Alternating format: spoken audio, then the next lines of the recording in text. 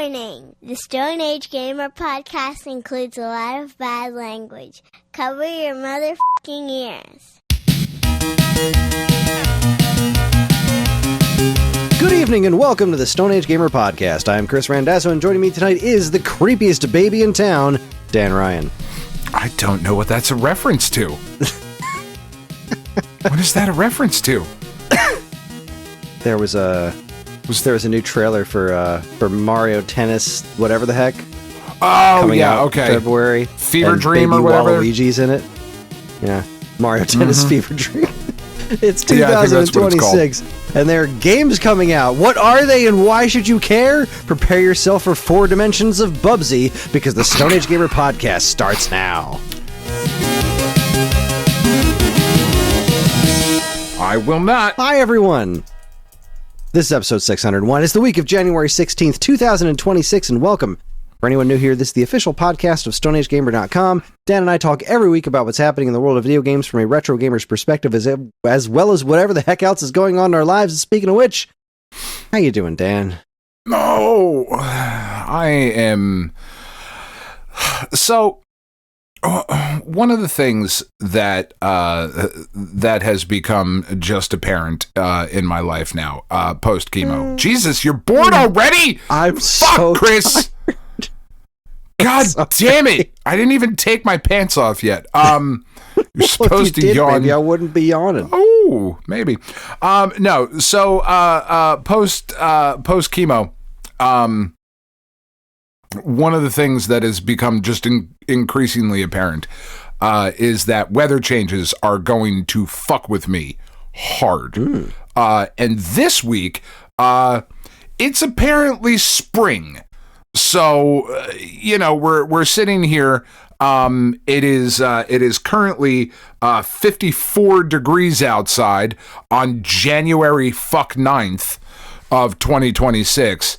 And this time last week, I was out here and I had my hand warmers like in the front of my shirt so that I could reach in there so that my digits didn't freeze off. This week, I don't have the heater on. I still have a hoodie and a hat, but that's because I'm bald and I don't want the glare to show.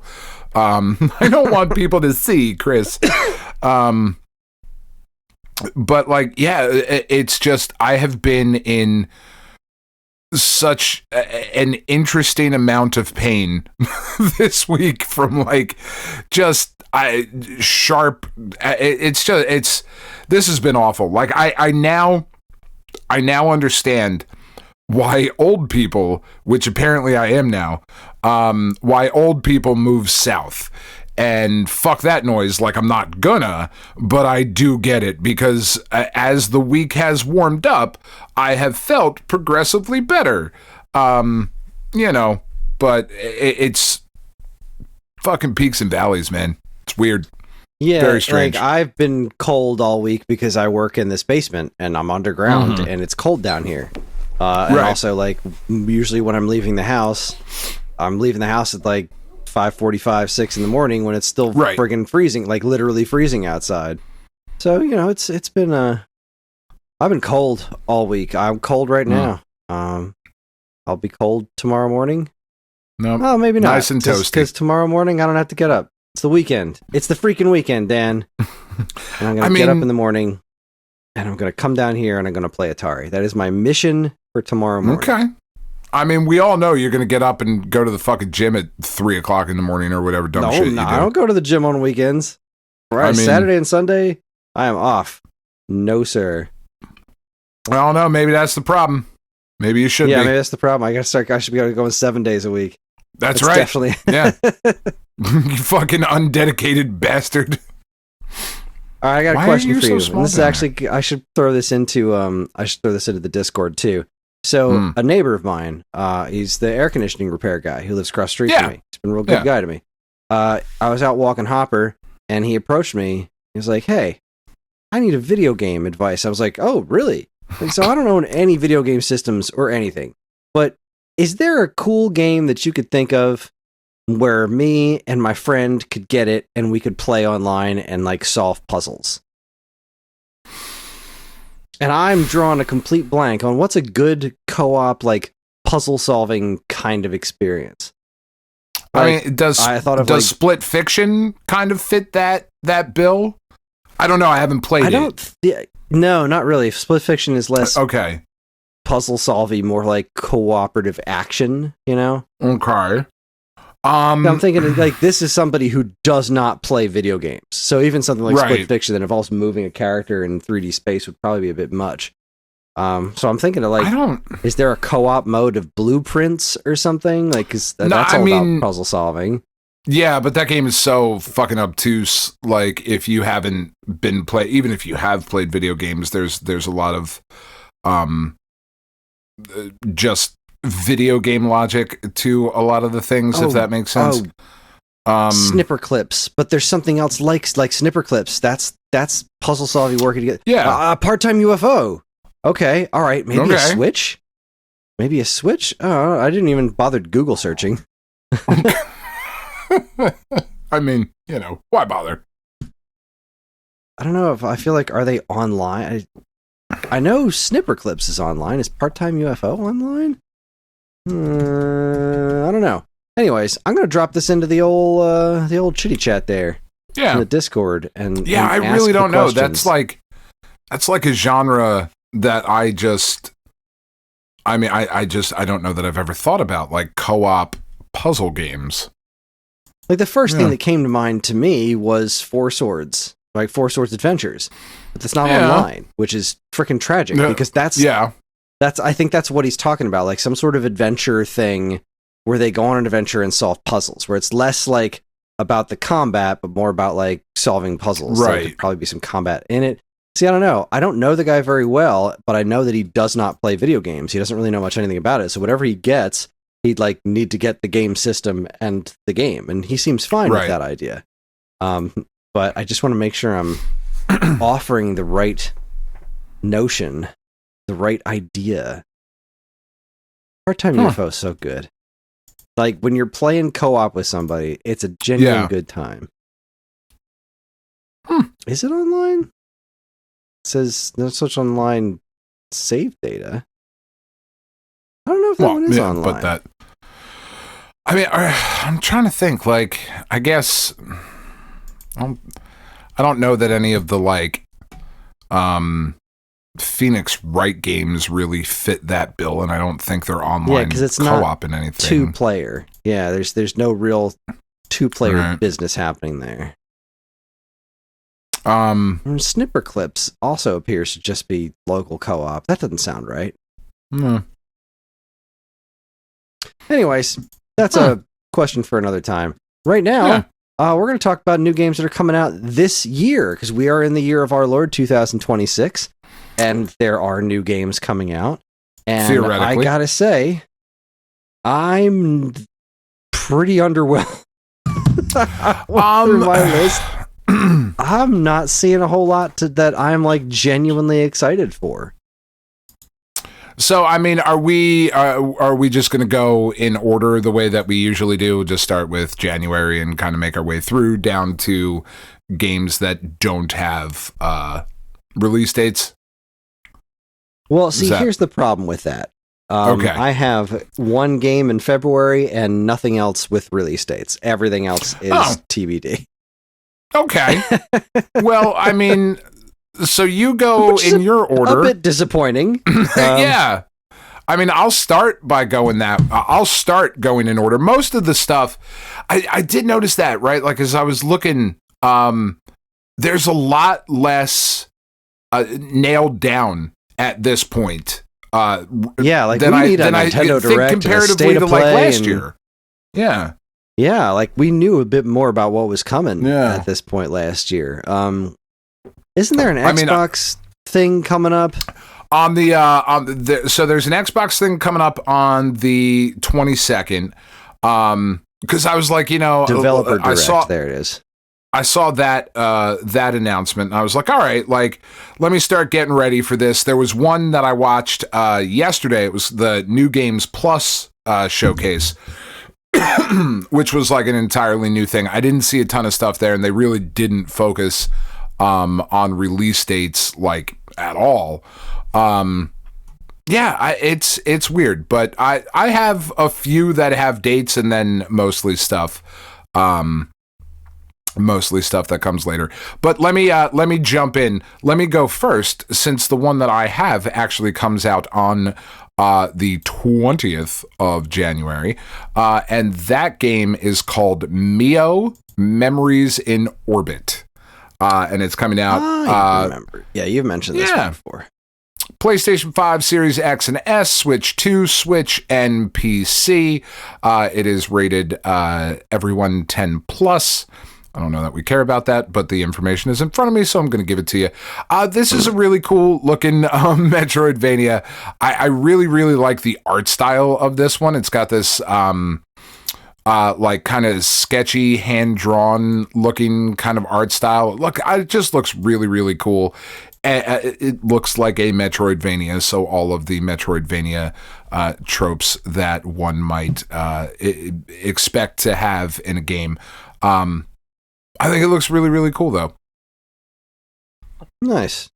I'll add one to my list. We've talked about that one a little bit before. Yeah. And it does seem interesting. I don't know that it's something that I'm going to get, but maybe if enough people recommend it to me, I will. I do like the name. Right. Yeah, it's good. It's a good name. I will throw this one out. I don't know that it's like I'm super excited for it, but I am interested in it. I don't know if I'm interested enough to buy it, but I'm interested. It has piqued my interest. And that would be Final Fantasy VII Remake Intergrade. That Switch 2 demo, at least visually, really impressed me. And the fact that you can play this story-focused mode where I don't have to worry about how freaking complicated everything is nice. Yeah. But it almost makes me wonder, like, well, at this point, why not just watch a YouTube video? I don't know. But the demo was kind of fun. And I would be interested in playing more of it if I could get it in some sort of affordable manner, because that does not seem to be the case. No. Like, this one's going to be, what, 70, I think? Let's find out. 70 what or 80, is Final Fantasy going to be on Switch 2? Final Fantasy 7 Intergrade. No, that can't be right. What, 40? 40. Really? No, that can't be right. I mean, it is a, like... Yeah, it is an older game that's getting ported to... Yeah, this is coming out on Switch and Xbox. That... That is definitely... I would say that is worth it at 40. Well, because this is... what am I looking at? It's the limited early purchase edition. I don't know what that means. I don't know. Okay, see, there's this limited early purchase edition, but then there's this one right next to it. Limited early purchase edition, Final Fantasy VII Remake Intergrade Digital Deluxe Edition. Now that's 60. What makes this... What is this? Yeah. Contains the full game. Final Fantasy VII Remake Episode Intermission, episode featuring Yuffie, and then a bunch of weapons. And, okay, so it's got this extra episode. All right, so what does the other one have in it? Let's find out. Probably not Yuffie. Edition. Story. Nope, it's got the Yuffie mission. Is it really? Wait, what is? Okay, I need to look at these side by side. This is completely batshit insane. What's the actual difference here? Hold on. All right, we got to look at this side by side, because the listing's totally different. One of them's 60, one of them's 40. Let's see. Digital Deluxe Edition content. And this one just said, let's see, it also includes Intermission, a side story starring Yuffie. So this one says the story. This is a partial remake of Final Fantasy VII, first released in 1997, blah, blah, blah. Content included in this product. Final Fantasy VII Remake Intergrade, full game, intermission, weapon, Cackstar, that's fun to say, Midgar Bangle, Shinra Bangle, Corneo Armlet, Superstar Belt, Mako Crystal, Seraphic Earrings, Carbuncle, Chocobo Chick, Cactuar, Final Fantasy VII, a ported version of the original game of Final Fantasy VII? Are you kidding me? This... okay, here's all this other stuff. Holy crabs, that is a lot. So there's like a digital content viewer, an art book, a mini soundtrack, just a bunch of stuff that I will never even sniff. So like stuff if you're a proper nerd, like this is for you. Yeah. Okay, so what is this one then? This is just Final Fantasy VII Remake Intergrade, which is also $40. And why are there all these different lists? What's the difference? There's so many different flavors. I'm so confused. I mean, this is also something that I would want physically, but I don't even know if this is coming out physically. I mean, it's definitely not going to be on a fucking cart, right? Like, that would have to be a digital key card, I would imagine. Well, you tell me your next one while I look this up.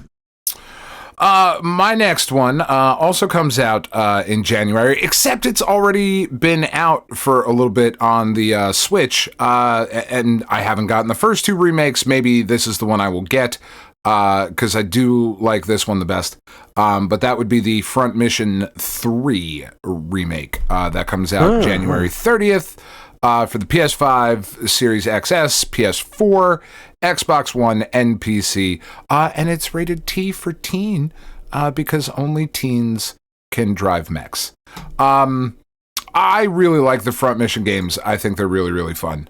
I have been very interested in Front Mission First, that remake, and Front Mission 2 remake.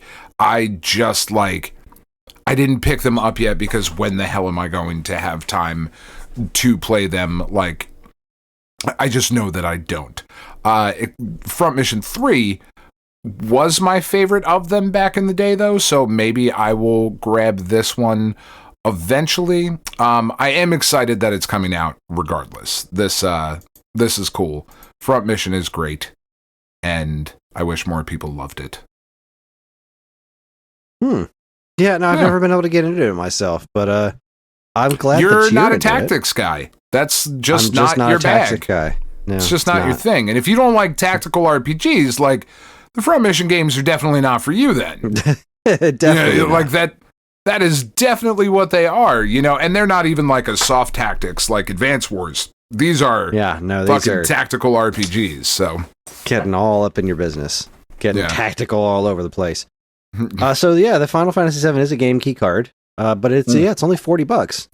That's that seems a worthwhile purchase. $40, but that does seem that doesn't seem too shabby to me. And I'm not as anti-game key cards, like I don't love them, but I don't hate them the way a lot of folks do. Sure. I also, because honest to God, 90% of what I want physical stuff for these days is just to have the box and manual, and this is the box and the manual and a cartridge and a pack of Magic the Gathering cards. Love that. Yeah. So that's spiffy. I don't know, but it's only $40. If I'm spending $80 for a game key card, well, that's a horse of a different color.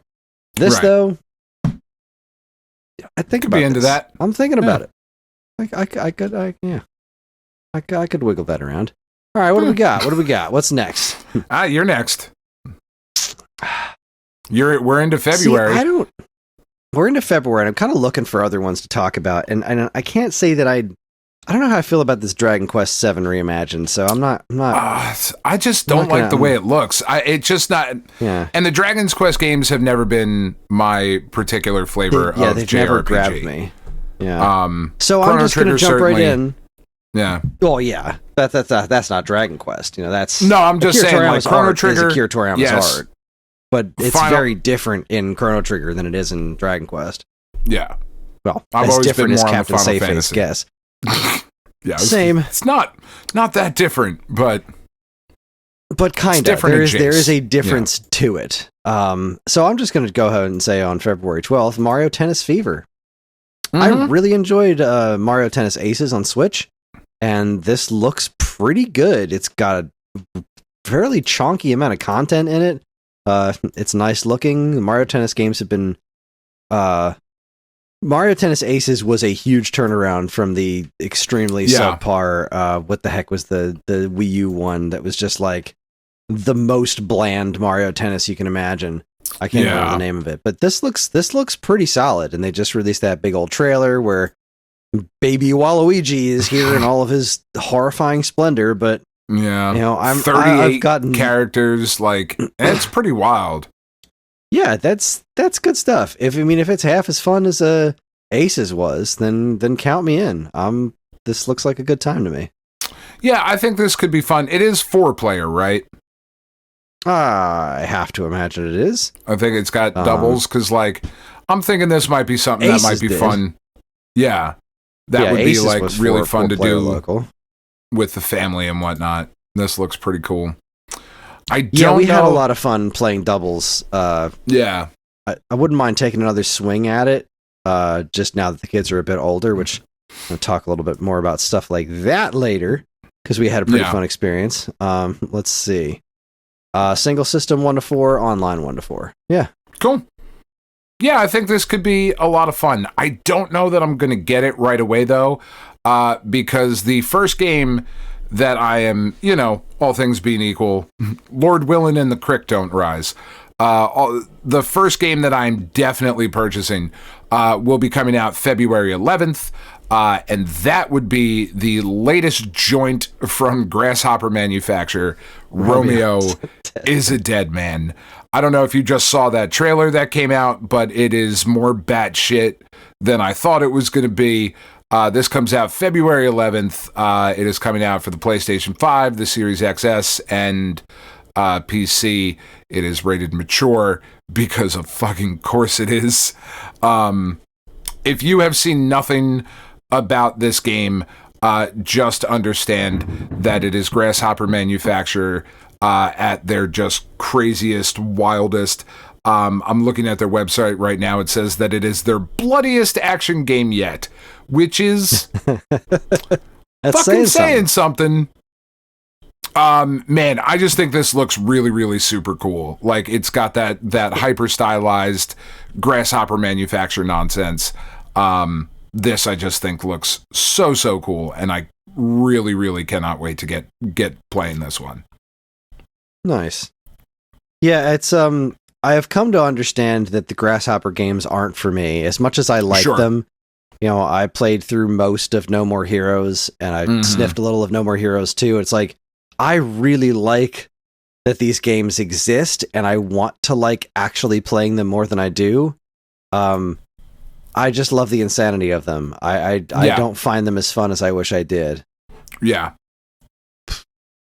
All right, I'm all the way out into May, and I have not seen anything else of the date that I'm like all over here. I mean, well, give Pragmata me looks interesting, but I was going to say, give me a couple minutes, I'll get there.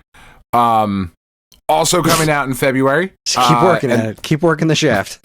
Yeah, I got it. I'll just keep, was that on camera? Did I get the hand motion on there? Because my thumb doesn't really work, so I can't really grip anymore. But it's going to have to be like... Don't I know it? Constant source of disappointment in my life. This has been out on PC since September 24th, 2025. But it is coming to PlayStation 5 on February 26th, and that is Tokyo Extreme Racer. I've talked a lot about how much I love the Tokyo Extreme Racer series, which is weird because I am not usually into like the minutia of cars, and like I am not a car guy. I drive a Subaru. You know what I mean? Like and Subarus can be like car guy cars, but like not the one I have. It's basically like it was how I got my lesbian badge, my badge of honor, was by buying a Subaru. They gave those out. Is it like you got a high score, like the Activision days? Yeah, high lesbian score, and then you mail in, you get a patch. Pretty much, we wear it on a sash. It's nice. No, so I'm actually legitimately excited for that one. I am not at all caring about the new Resident Evil stuff. I wish I did, but I mean, they come out in February as well, so like that's something. I am pretty excited. I don't know that there's a lot of stuff that like I'm not entirely sure I have to get right away. Like in March 12th, PlayStation 5, Xbox Series, Switch 2, and PC will be Fatal Frame 2, the Crimson Butterfly remake. I love Fatal Frame 2. I think it's an absolutely brilliant game. I very much want to play this. I just don't know that I need to drop money on it like right away. That's the thing that I could probably wait for a relatively decent sale on. The one that I do definitely want, though, I've been really excited for it for a while. That would be March 19th, Mouse PI for Hire. That is the rubber hose style animation first-person shooter. I think that one looks really, really cool. We found out about that, 2 years ago? Something like that. I think somewhere around there. Yeah, at least a year or two. Yeah, at least Sounds a year familiar. or two. I think that one looks really cool. That is also coming for PlayStation 5, the Series, Switch 2, Switch, and PC. I like that one is coming to Switch. I'm hoping that means it's optimized, to run on that. Probably means it'll run relatively well on the deck, would be my guess, because that's probably where I would play that one. But then, yeah, I guess the big one, the first like big major studio releases, like you said, in April, Pragmata, that comes out April 24th, and there's a demo for that on something. It's not on the Switch 2, but I feel like I heard there was a demo for that somewhere. It looks cool. I am more excited for the week after, because that is Invincible Versus. That is coming on April 30th. That looks really fun. I'm excited for that to come out so that I can watch people play it. I'm not going to play it myself, but it's not coming to Switch or Switch 2, so you're not. Oh yeah, that'll do. That's PlayStation 5, Series X and S and PC. Also on April 30th, though, the next game that I am relatively sure will be a day one purchase for me, that is the PlayStation 5 exclusive Saros from Housemarque. That game where the kind of roguelite shooter, very similar to Returnal, that sort of thing. That game I think that game looks fucking incredible. I think that one has really a ton of potential to be like game of the year. Do you remember which one I'm talking about, Kris? Because I know this is not for you at all, but I think this looks great.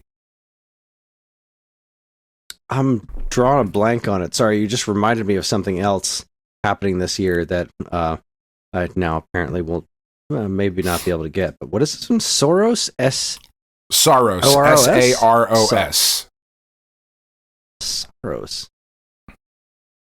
Oh, this looks vaguely familiar. It's very brown. It is, but not in the way that like Gears of War is brown. This is like a distinct choice that they're making. Right. Okay. I remember the trailers for this one. Yeah, it looks neat.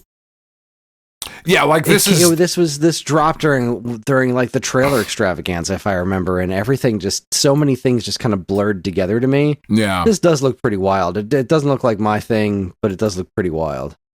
Yeah, I am pretty fucking excited for that one. But then you said you had something for May, so what do you have for May? Oh, I think May was it was Pragmata, and that wasn't even really something. That was just the first thing that even jumped out at me. So yeah, and that's April. I don't know. Yeah, that was April. No, nothing for May. No, the thing that I remembered doesn't actually have a date. It's just 2026, and that's Big Walk.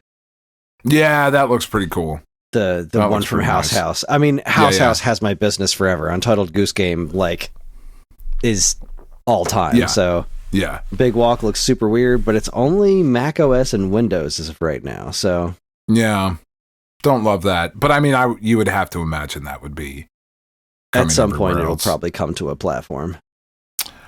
I really do wish that I cared about this 007 First Light game coming out on May 27th, but I just don't. Yeah. Man, I haven't seen anything that makes this look uniquely James Bond in any sort of way, right? Like when we first saw the trailers for the Indiana Jones game, The Great Circle, I was like, man, I do wish that this was in third person, but like this feels very Indiana Jones. It's got that personality. It's got that kind of thing that Indiana Jones needed to have. And I just don't see that with this James Bond game. Maybe it's me. I don't know. I know that I'm excited.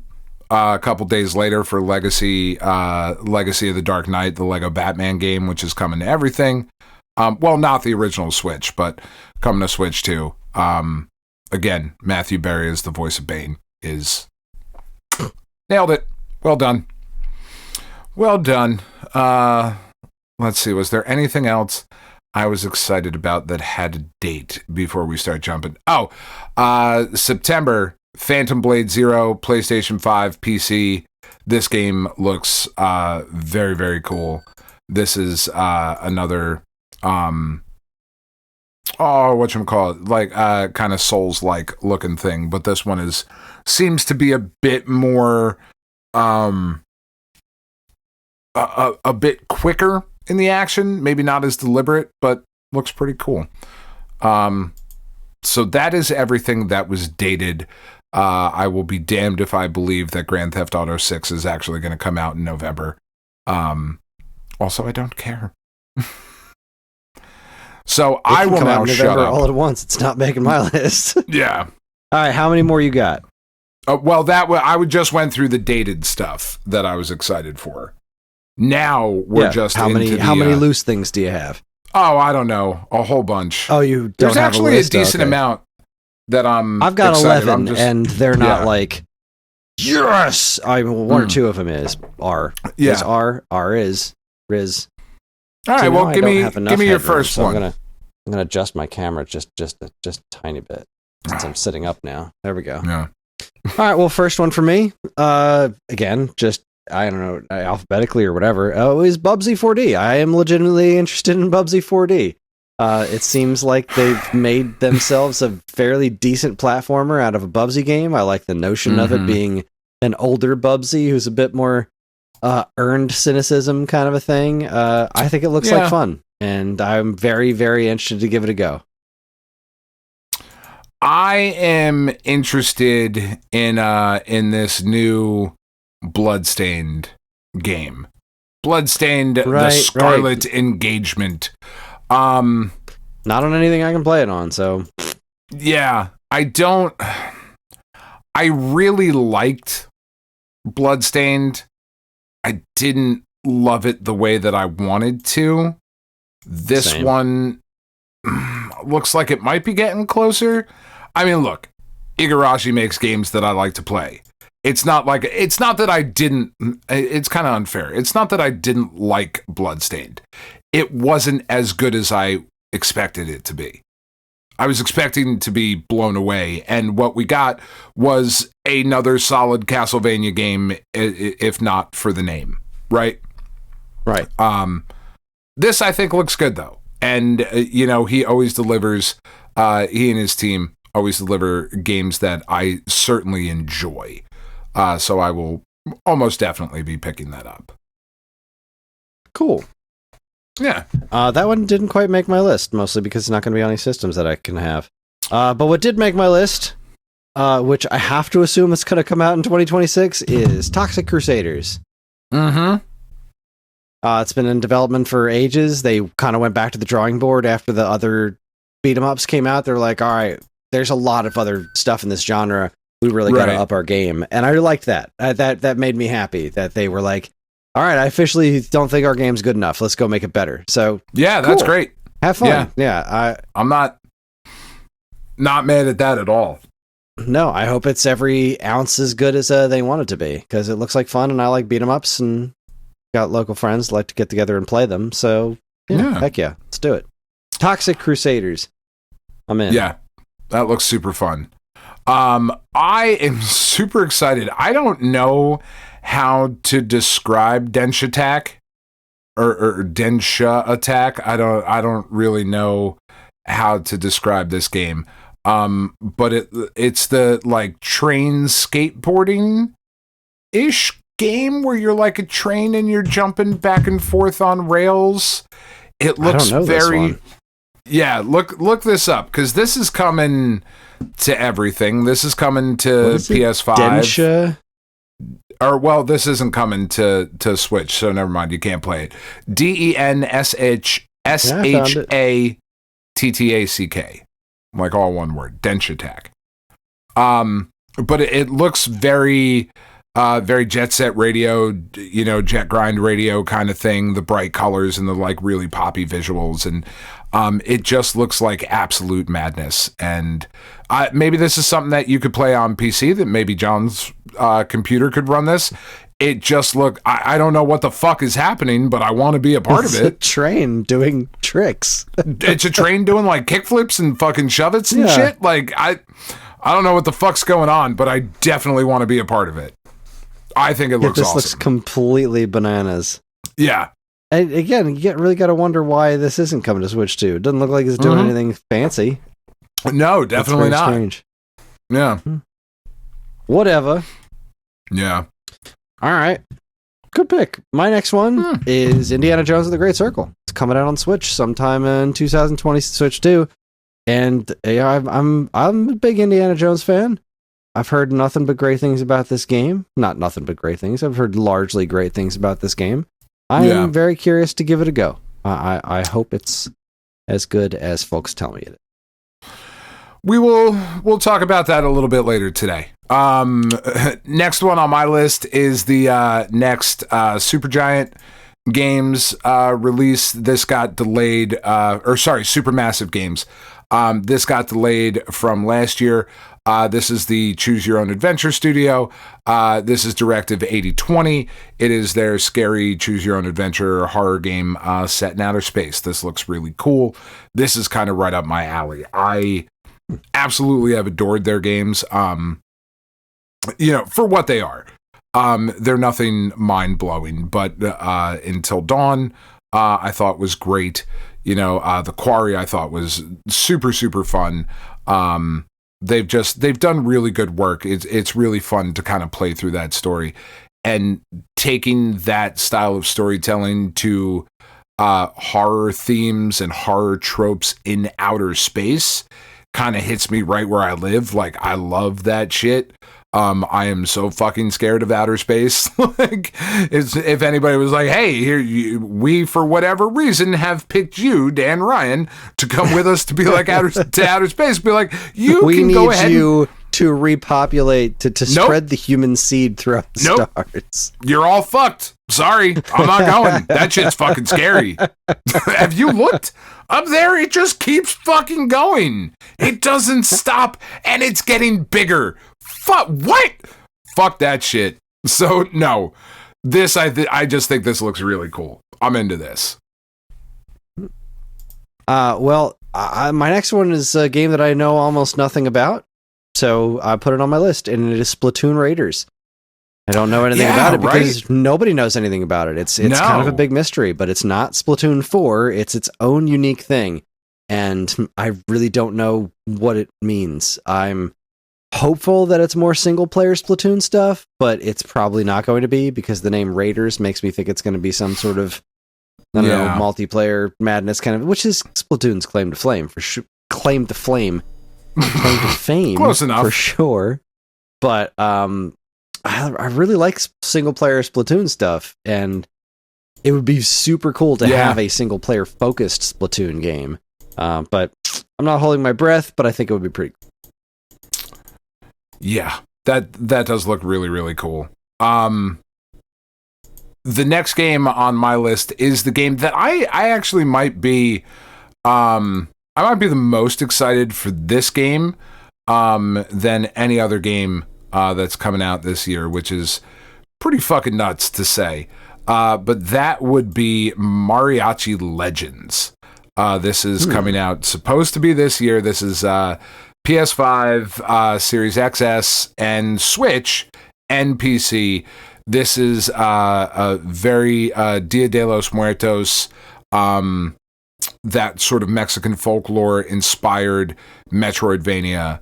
If you have not watched the trailer for this one, I think you have, Kris. But if you have not seen anything about this and you are listening to us or watching us right now, please take a look at this. It's being made by Halberd Studios. This looks fucking awesome. This game is so speaking to tropes that I love, an art style that I love, a gameplay style that I love. Like, this game really could not be made any more for me than if it, like, maybe threw some ninjas in there somewhere who liked Wu-Tang and they were like, oh fuck, this is like the perfect game. God damn it, 10 out of 10. Yeah, I think this looks fucking incredible. I'm so excited for this game. Something else that I am hoping is as fucking incredible as I think it looks, and I'm sure is on your list somewhere, is He-Man and the Masters of the Universe Dragon Pearl of Destruction. Please be as good as you look. I was nowhere near as big a fan as you, but I was a huge He-Man fan growing up. I think He-Man is awesome. I like the characters, and this game looks sick. I mean, legit, it is right here. I can just reach to it on my desk. There you go. Like, he's just right here perfect at property. all times. It's the perfect property for this kind of a game, for beat 'em up. It is. And the art direction looks really dang good. It does. I want it.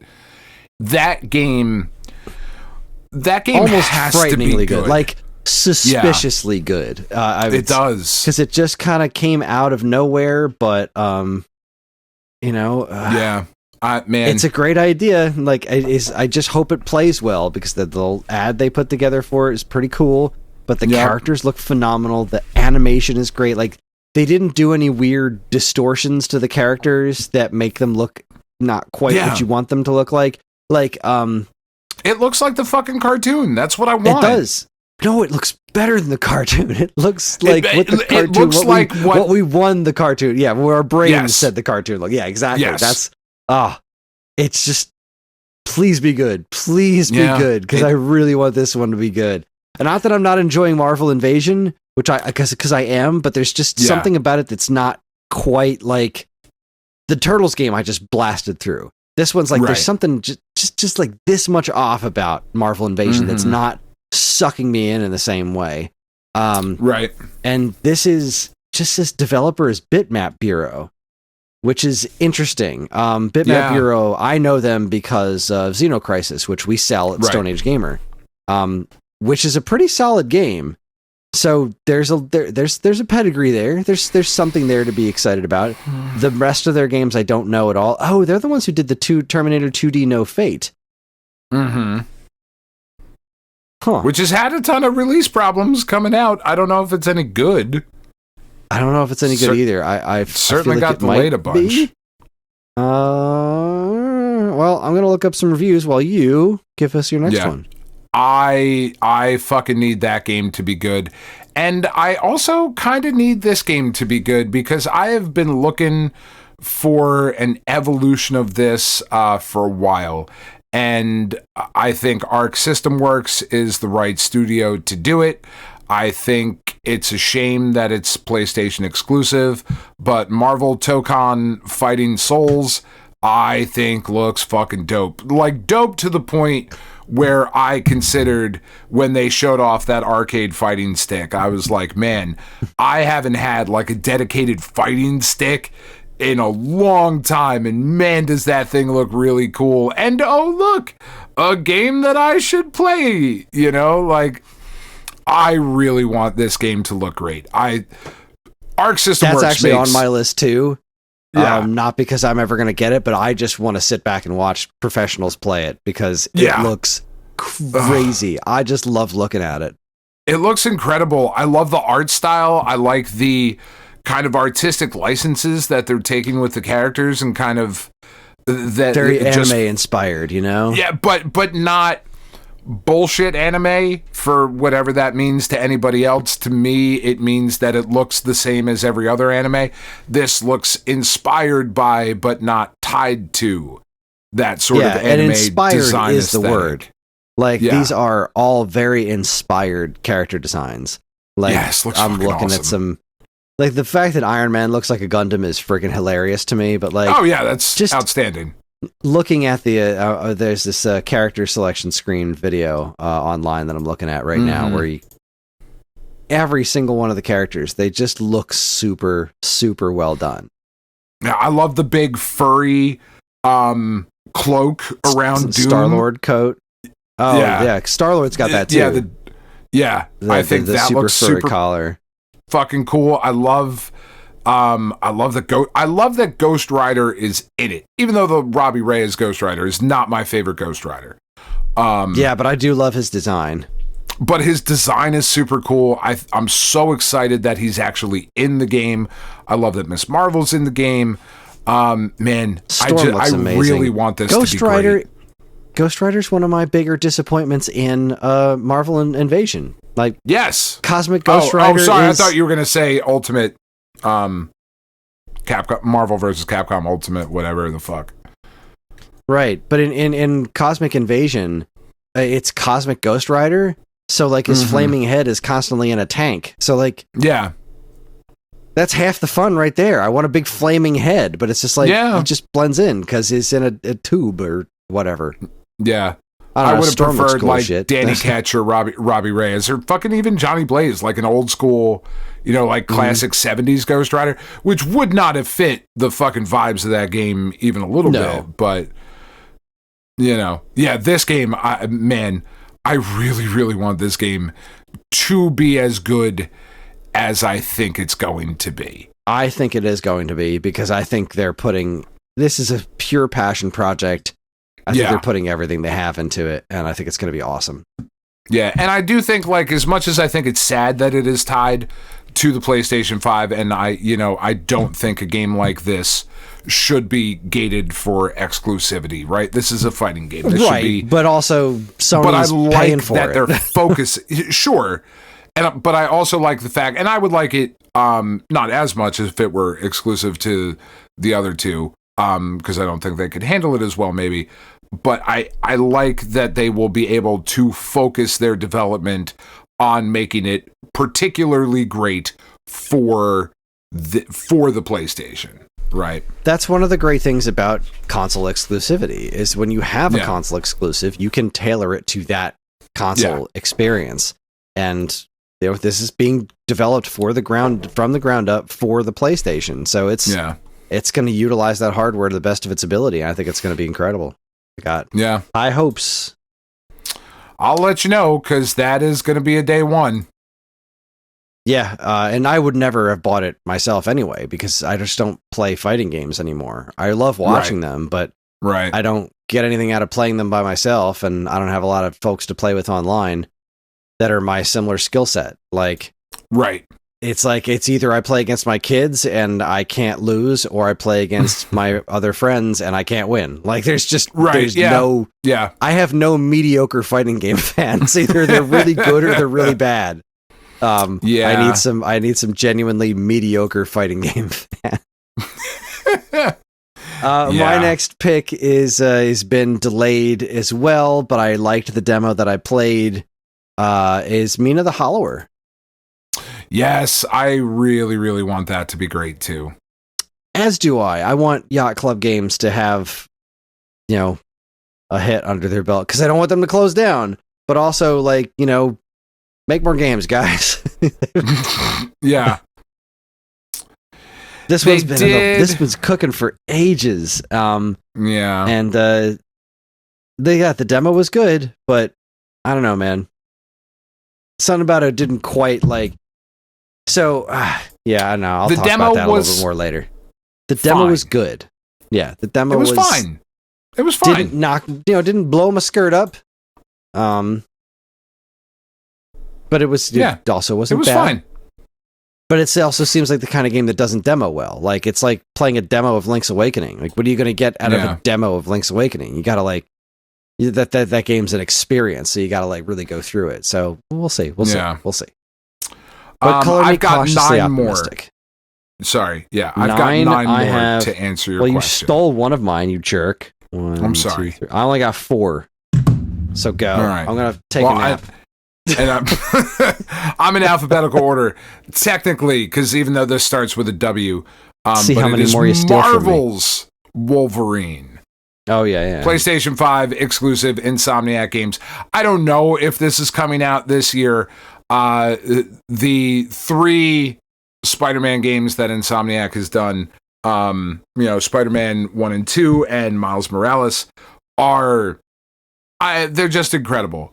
And Wolverine is a character that is so ready for a legitimately great video game presentation, right? Every iteration of Wolverine in video, not every iteration, outside of fighting game iterations of Wolverine, it's felt limited to me. Like even the Ultimate Alliance games and the X-Men Legends games, I still haven't really felt the Wolverine game that I wanted it to be. Certainly not like Spider-Man and the X-Men, like going back to that. I mean, I think the closest thing was that X2 game, right? X2 Wolverine's Revenge. Yeah. That was actually pretty solid. It wasn't amazing, but it was pretty solid, especially considering, it was a movie tie-in and whatnot. Movie tie-in, yeah. This has the potential to be like as like visceral and intense as the original God of War was. I feel like that, like Marvel's Wolverine could be that sort of experience with also some really cool like comic book Easter eggs and powers and interesting shit thrown on top of it. This, if it comes out, I think could be absolutely incredible. You want to keep going, or do you want? Oh yeah, I mean, I guess. Yeah, no, I'll keep going. Or do you want me to? Yeah, you keep going until you have. What did I say? I got 1, 2, 3, 4 left. Okay. So keep going until we can take turns. Okay. I leave the map up to you while I look at a T-shirt that says I have to say weird stuff or I'll die. I kind of want it. Same. Say the weird thing. It's got a sad frog on it too.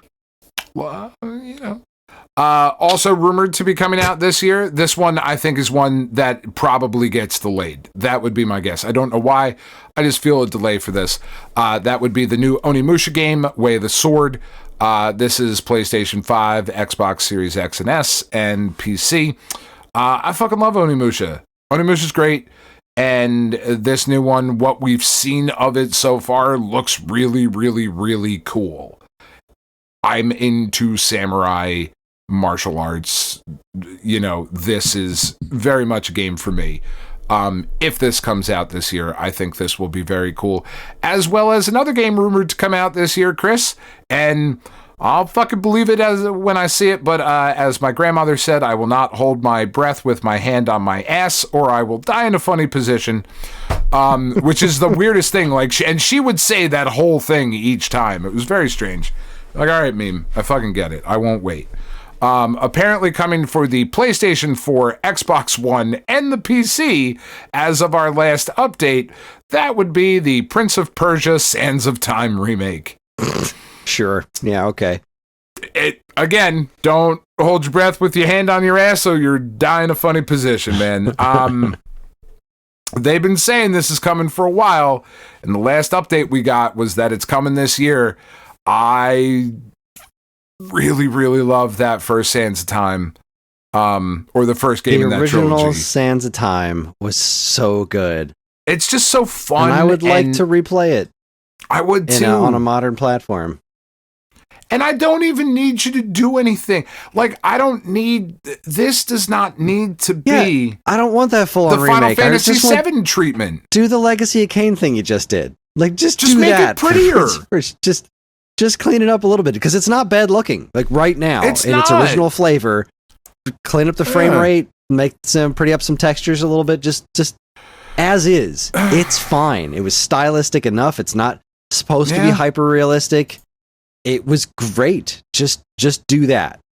Give me that Sands of Time trilogy. Give me all 3 of them. Yeah. By the way, I mean, the official website it doesn't fill me with hope. It's got a section that says watch trailer. Then it says Prince of Persia: The Sands of Time, critically acclaimed Prince of Persia: The Sands of Time is coming back. The Prince will return. Sign up for updates. And that's it. So, like, I mean, you keep saying, but okay, you fucking dicks. God, do you remember when they made that movie with Jake Gyllenhaal? I do. Yeah, the very famously Persian Jake Gyllenhaal. You know. Yeah, that was not the Persian. I get it. Don't fucking be dicks about it. But yeah, it was right there. Like, you want to make video game movies? Prince of Persia: The Sands of Time was such a great property to make a movie out of. That not with Jake Gyllenhaal. Phenomenal. And I like Jake Gyllenhaal. I like Jake Gyllenhaal too, but he ain't the Prince of Persia. And also, like, I mean, even what was it? It was a Jerry Bruckheimer thing, and the movie wasn't terrible. Like, it was close. It was within a 10-mile radius of what you would want out of a Prince of Persia Sands of Time movie.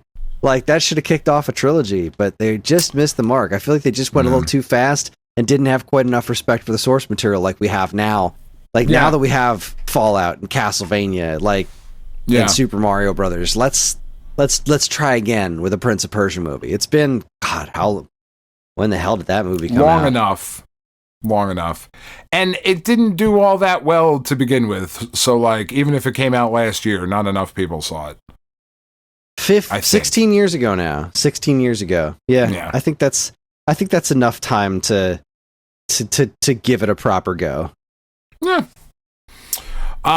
Next one I know is a game that you just are not into, but man, do I love me some Professor Layton. Professor Layton in the New World of Steam, coming to Switch 2 and Switch sometime this year. Looks fucking great. It's Professor Layton. I enjoy the puzzles and the nonsense and the whatever. And the last one I have before we start taking turns would be Sacrifier. That is the game that is featuring the pixel art from the artist from Celeste. And this is coming PlayStation 5, Series X and S, PS4, Xbox One, Switch, and PC. It's a role-playing game. I think this one looks really cool. It's been featured a bunch of times at, like, different PC showcases over the last, like, year or two. This has been, hey, fucking Sacrifice. It's like, all right, yeah, we get it. Understood. But it looks really cool. I like it. Into it. I agree. You do like it. Got a good beat and you can dance to it. That's all you need. No, fuck. That's all you need. Never mind. I take it back. I'm sorry. I'm a fucking idiot. This isn't the Celeste people. Never mind. I take that back. That is Neverway? Yes. That is Neverway. Anyway, all right. This still looks pretty fucking cool. Yeah. I would believe you the first time too. In fact, I did. I know you would have. Just stuck by it. You know, I don't like to be an unreliable narrator. Anyway, all right. We're down to 4. What you got? All right. My first of what's left is something I can't say I'm overly confident in, but I would like for it to be good, and that is Danger Mouse. Because I have wanted a Danger Mouse video game since I was a kid, and now they're making one based on the rebooted version of Danger Mouse, which is excellent. I can't tell exactly what kind of game it is yet, right? Because we had it was a Kickstarter thing, and there's been some cinematics, some brief gameplay stuff that kind of makes it look like a beat 'em up. It looks vaguely beat 'em up. Yeah, it looks vaguely beat 'em up, but also vaguely flash game-ish. Like, I don't know that this is really gameplay footage kind of a thing. I don't know. I want to love it. I want to be so excited. But if it's a beat 'em up and it's just Danger Mouse and Penfold. Also, oh my god, I'm looking at this thing here. You can unlock classic mode, so the characters look like the original Danger Mouse and Penfold. That's dope. Yeah, which I'm into is that. so cool. God, I want this to be at least kind of fun. Like, just don't be a disaster. That's all I need, is just be a pretty cool game. Because, like, be as good as like my Cobra Kai. Right? Like, be as good as Cobra Kai. The game Cobra Kai? Yeah. That game was hard, but it wasn't bad. It wasn't bad. It was vaguely fun. Yeah. Yeah, I guess. Be as good as Cobra Kai. There's so much room for, like, there's vehicle segments that they showed. So, like, I just wanted to be good, because Danger Mouse is so good. Danger Mouse was it was one of my absolute favorite properties growing up. And it's still so good today. If you've never seen Danger Mouse, anybody listening to this show, if you've never seen Danger Mouse, new one or old one, doesn't matter. Just pop on a random episode and enjoy some really dry British humor and a super secret agent mouse and hamster. That's fucking great. Fun. It's just great. It's so good. Great. In fact, I want to watch Danger Mouse as soon as we're off the show tonight. Speaking of beat 'em ups, Chris, the next one on my list is made here by Tribute Games, and that is Scott Pilgrim EX. Right, I forgot about that one. Yeah, I love Scott Pilgrim. I know you do. I really like the Scott Pilgrim versus the World. I wrote articles about it, which you can read on the StoneAgeGamer.com. Justify my paycheck. You're doing that right now there, sexy pants. Oh, that's right, baby. This looks really cool. Tribute Games makes really good games. Shredder's Revenge was fucking awesome. This has Brian Lee O'Malley involved. It's got Anna Monoguchi back involved with it. This should be awesome. There is a crazy physical edition coming from Limited Run that is completely sold out now. So, you can buy it on the secondhand market with really cool. They had really, really cool physical stuff coming with this. I think this looks great. I kind of need this to be great. I need more stuff as my kids get older and they want to play games together. I need more stuff that's awesome and fun, and I really want this to be one of them. Okay. Yeah. I hope it is everything that you want it to be, Dan. I really do. I appreciate you. This one has not, I guess it hasn't been confirmed that it's coming out this year, but I'd be shocked and amazed if it didn't. And that would be Dadish 5. Because when you beat Dadish 4, it says Dadish will return in Dadish 5. That's probably not going to take a whole extra year to come out. At the rate Mr. Young coughs up these wonderful, wonderful little treasures. So color me excited for Dadish 5 whenever that surprisingly shows up in my life. Yeah, kind of anything that Thomas K. Young puts out, right? Like you're just pretty on top of. Yeah. So a game that sneakily could be one of the coolest, most interesting, best games of the year is supposed to be coming out. It's Xbox exclusive at the moment. We will see with this developer showcase on the 22nd. I feel like we are going to get far fewer and fewer exclusive things. Like one of the games that's coming out for Xbox this year that we didn't even mention, Fable. I would imagine that makes its way to PS5 at the very least at some point this year. But the one that I'm super excited about that they're putting out is there are no ghosts at the Grand, which had that really cool trailer. Oh, right. Yeah. If you remember that, like kind of musical singing thing. So what weird this game as heck. It's this super is totally fucking your weird. Thing. Totally my style of game, right? This is a thing that I'll play with Tiff that she will be super into. But just a quick gameplay synopsis for those of you who don't know what the hell this is. During the day, and this is just from Wikipedia, during the day, the player is tasked to renovate a decrepit hotel using various cleaning tools. After nightfall, the player fights against ghosts using the cleaning tools as weapons. The tasks are assisted by an AI DIY assistant Robert C. McBrushy, a Scottish paintbrush who talks to the players. It's got crazy music, a really cool visual style.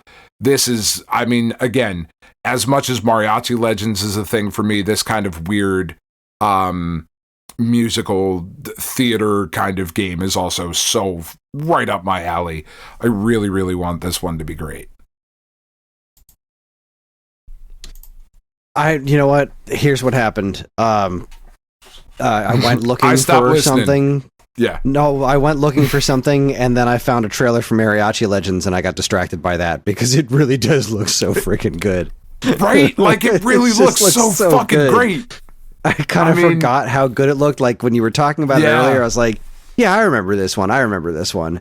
But I kept, it just kind of like floated around in my head. But then I just got distracted by an actual trailer. I was like, holy crap, I forgot how good this looks. Yeah, that looks really good. So, Halbred Studios, if you're out there, now that Kris is back officially on board, whenever you want to come on, please let us know. Okay? Yes, please do. We'll we'd love to. We'd love to talk to you. All right, call me cautiously ambivalent for this one. It could be good. Ambivalent. I can't say that. I can't say that it looks amazing, but it's got some potential because of what it is, and that is Yoshi and the Mysterious Book. It looks like a little kid's game, and again, there's nothing wrong with that. No. But I love me a good Yoshi game. Yoshi's Island is phenomenal. Yoshi's Woolly World is phenomenal, and the rest of them are fine. I want another really good Yoshi game. And I don't think this is it based on the trailer, but the trailer didn't really show us a lot anyway. So right, I'm leaving this as this one's kind of an open book right now. Yeah, this one did not make my list. I know that the last game on my list is 1,000% on your list. But this Yoshi I've only got one more. Yeah, I know. I've got one before the one that's on both of our lists. This Yoshi game, it looks cool, but it's not without its charm. But it also certainly. It's not for me, the trailer. The trailer during the Nintendo Direct was just like, and then he went over and did the thing, and then the thing was done. Yeah. Okay. I like this big doofy book with the big bushy mustache. Like, yeah, like it looks really cute and charming and all of those things, but for like, not for dudes in their 40s.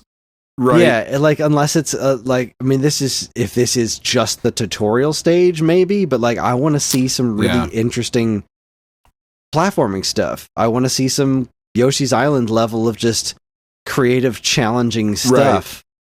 And I don't know that we're going to see that. I don't think this is that. Right. Is this what you wanted the plucky squire to be? Right? Like, is this that idea fully realized? Maybe. It's definitely not. No, it's definitely no, it's not. It is absolutely not.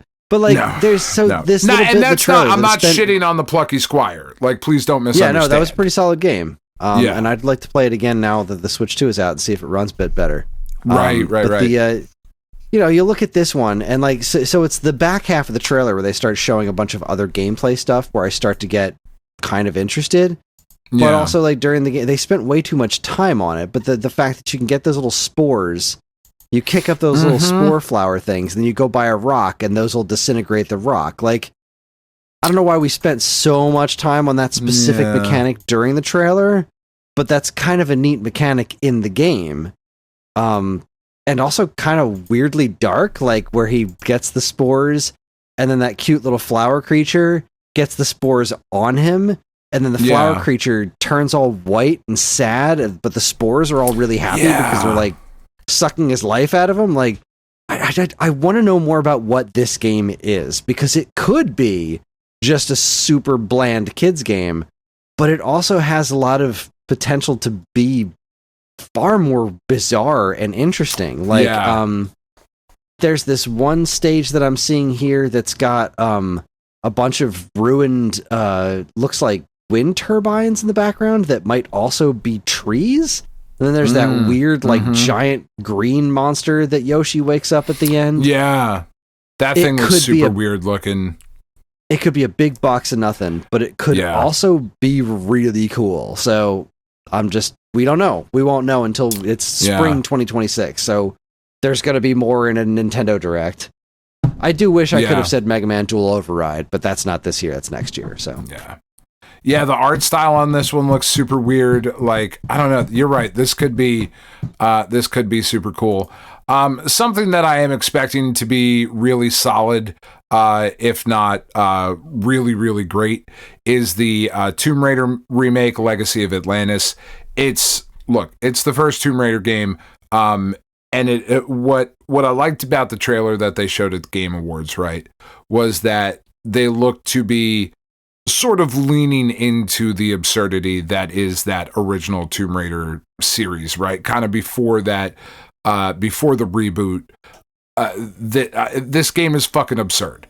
The fucking gymnastics as you're like slowly fucking doing a walkover as you're pulling yourself up, just absolute insanity.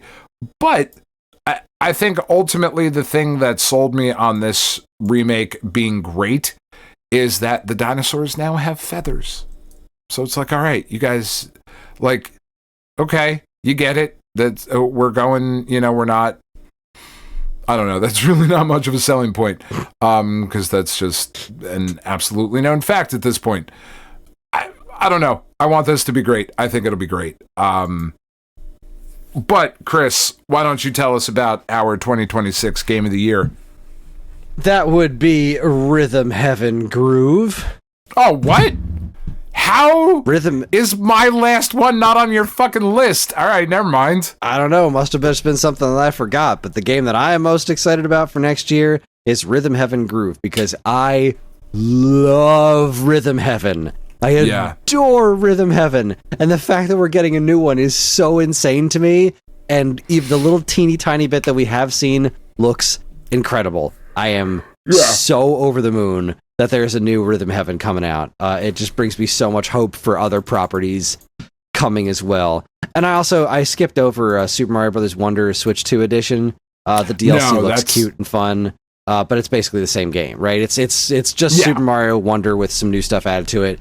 But an excuse to play Mario Wonder again, I'm not going to say no to that. And I do think the new mini games look super fun. We'll probably have some fun with that. But that is nothing compared to Rhythm Heaven Groove. Just over the moon for Rhythm Heaven Groove. It's the game that I'm looking for more than anything else this year, bar none. Unless you're going to give me something that I'm angry I forgot about. Fucking vampire crawlers. It hasn't sold me. Oh, I love that it exists, nuts. but it has not sold me. It probably will once I play it, just like Ball Pit, but it has not sold me. Like, it just does. I haven't looked at it and said, yeah, that's definitely for me. I'm looking at shit right now. Boy, can I not fucking wait for vampire crawlers. I mean, I certainly like card games more than you do, right? Like that is true. That's true. Vampire crawlers isn't immediately like, this is my kind of thing, but I will probably play it and then never stop. Like, it's probably right up my alley. It just hasn't caught me to say, no, this is definitely something you need to play. But it should have been on my list. You're absolutely right. I'm kind of cheesed at myself for not putting it on my list because it should have been. Yeah, I mean it. So I didn't love Berserk or Die. We've talked about that. It's fine. It's fine. But Vampire Survivors is just, I mean, fuck, man. it's just, we've talked so much about Vampire Survivors. I have also talked so much about my love of card games, right? And card-based combat games and all of that stuff. Throwing these two things together here, this has the potential to be the game that sucks away more of my time than anything else this year. Or it could be fucking terrible, which I really, really doubt it is going to be. Yeah, I mean, it looks good. I would be shocked if it was terrible. Yeah. But I mean, that's the weirdest thing here, right? Is that so that's the last thing I have on my list. And there's some big heavy hitters, some things that I'm really, really excited about, for sure. But I like we said when we started talking about this, I feel like we know so much less this year than we did last year or the year before. And I will default to my same answer that I kind of give every year when we get to the point where, like, what are we most excited about? Most excited about for the things we don't know yet. Yep. Right. There's going to be a Nintendo Direct one of these days, and I'm going to be right back in it. I'm going to be right back in it. Yep. You know, right now... Just looking at the Rhythm Heaven Groove trailer again. These weird little frowny faces that are jumping in the tutorial are just bringing me so much joy. So fun. God, I love Rhythm Heaven. Yeah. It is kind of interesting, though, like, going through this list, right? And I'm very happy that I have mine. If you're a Switch 2 owner, though, it's a pretty bleak-looking year at this point. Even, I mean, Rhythm Heaven... Like, I mean, that's very much a you game. It's very much a me game. It's very much an our audience kind of game. Yeah, but it's not a very mainstream fucking game. The big stuff they haven't announced yet. Like, the only thing we've got really right now is Mario Tennis, and right. I mean, there's more. There's Pokemon coming. That Pokemon Pokopia. Thing. But that's also going to be relatively niche. That's not a big Pokemon game. No. But we're probably going to hear about Generation 10 stuff this year for Pokemon. Right. Like, they just haven't announced much yet. It's the 30th anniversary this year for Pokemon. This is there the has year. to be something. There's going to be Mario stuff coming. The Mario Galaxy movie's happening. Like, Nintendo's going to have a big year, and they just haven't told us anything yet, which I think is really exciting. I'm kind of glad they haven't told us much, right? Because... when we get a Nintendo Direct, it's probably not going to just be like, well, here's a bunch of stuff you already knew about. It's just going to be, it's going to be big fat drops. The fattest of drops. It's going to be Kid Icarus Uprising HD. I mean, it fucking better be. I'm just saying, it better not be a bunch of shit like this fucking like Kaname Date and whatever. Like, and again, not disparaging people who like that game. That was not the thing that you needed to sell people kind of going forward, and we have a story that's going to fucking talk about that a little bit here in Week Old News. What's that game from the Elden Ring folks? That's coming this year. The Duskbloods? Yeah, that's, again, I didn't think it looked very good. But we haven't seen much of it yet, and it's never going to be my kind of thing, but it's probably going to be pretty good, because they don't really make bad games. No, they don't make bad games. I don't think this looked as...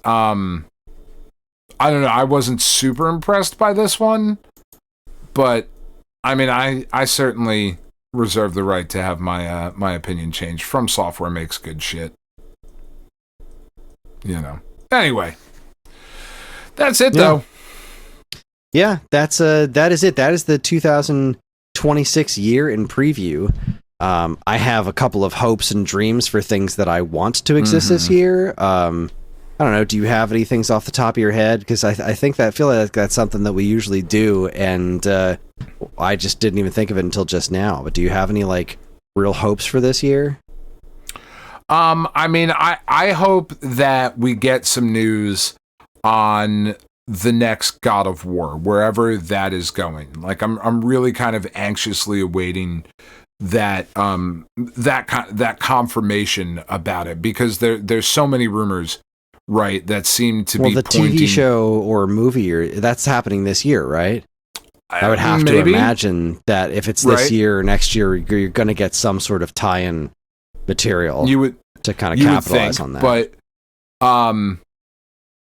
you know, we know that there was the live service game that got canceled and all of that shit, but like a lot of the rumors seem to be pointing towards moving to the Egyptian pantheon of gods, and I just think there's some really interesting creative storytelling things that can be done, some really cool set pieces. Like, Egyptian mythology is just really, really cool from like a visual standpoint, right? Like from a design standpoint.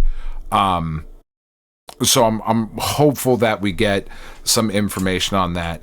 I am actually most hopeful this year that we see some of the fruits of the decision that Sony made when they were winning the awards and getting so much praise for Astro Bot, right? And they said, maybe we will focus on some of these AA, quote unquote, titles, right?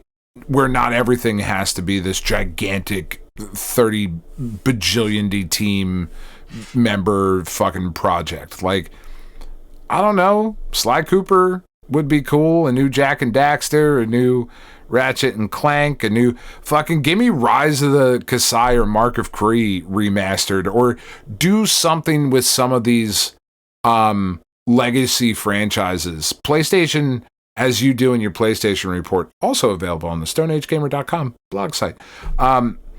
As you've highlighted, as you've been going through this, though, there's so many franchises that Sony has that they could just at any time, like, oh, we're pulling Blasto back out, or we're pulling Primal back out and doing a really cool thing with Primal, or fucking Downhill Domination, or War of the Monsters, or a lot of these PS2 era things that could have cool, again, for lack of a better term, AA entries in their series. I would love to see shit like that.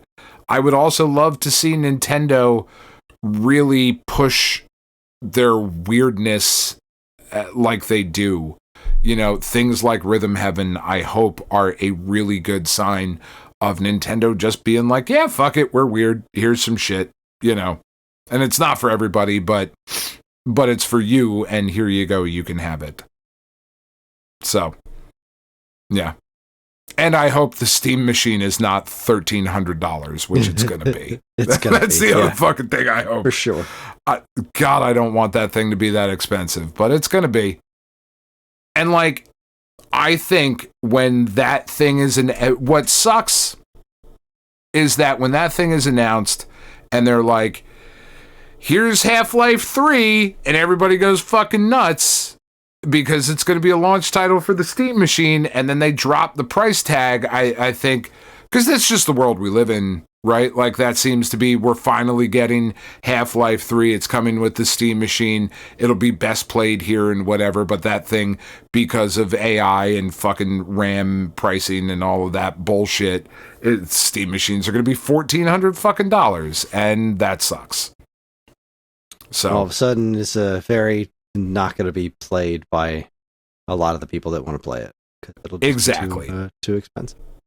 And that would be a fucking shame for something like that to end up in that kind of position. It would. So I hope I'm wrong. I hope you are too. Yeah.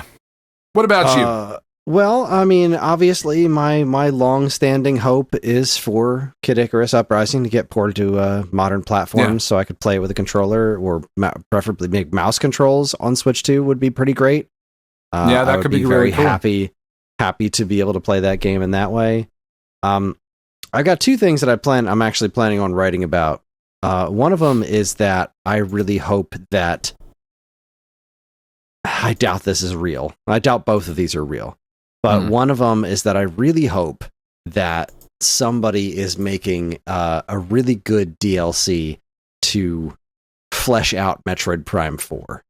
And when I say a really good DLC, I want Psylux DLC. I want the game where you play as Psylux, how he survived the end of Metroid Prime Hunters, where he got those weird Metroid Mocktroid things from, how he infected all of the, what happened to him when he got to Vuros, because they don't tell you shit.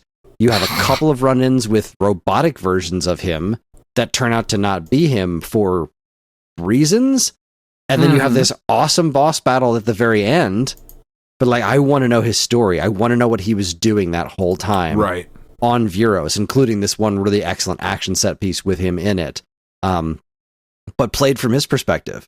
I want to play through the game as Psylux, surviving Vuros on his own, trying to hunt down Samus and the Federation Force folks. What challenges did he face? how did he get to control of these Metroids, these Machtroids, or whatever they are that he's got? Like, there is so much potential there that would be so cool, and it would really flesh out the Prime 4 experience. Like, it would just, because that's kind of what I feel is missing once I finished the game. It's like, yeah, but this is great. Where was this the rest of the time? Like, I don't know. It's a weird thing. Yeah. And this other one, no. The tacos are great, but what I'd really like is the mail. I had to choose between the tacos and the mail. What I really like, what I would really, really like to see, and again, I don't think this is ever going to happen, is I want to see an Atari VCS 2. I want to see a marginal increase in power. It doesn't need to be much stronger than it is to do what it needs to do. I just want it to run its operating system nice and smooth.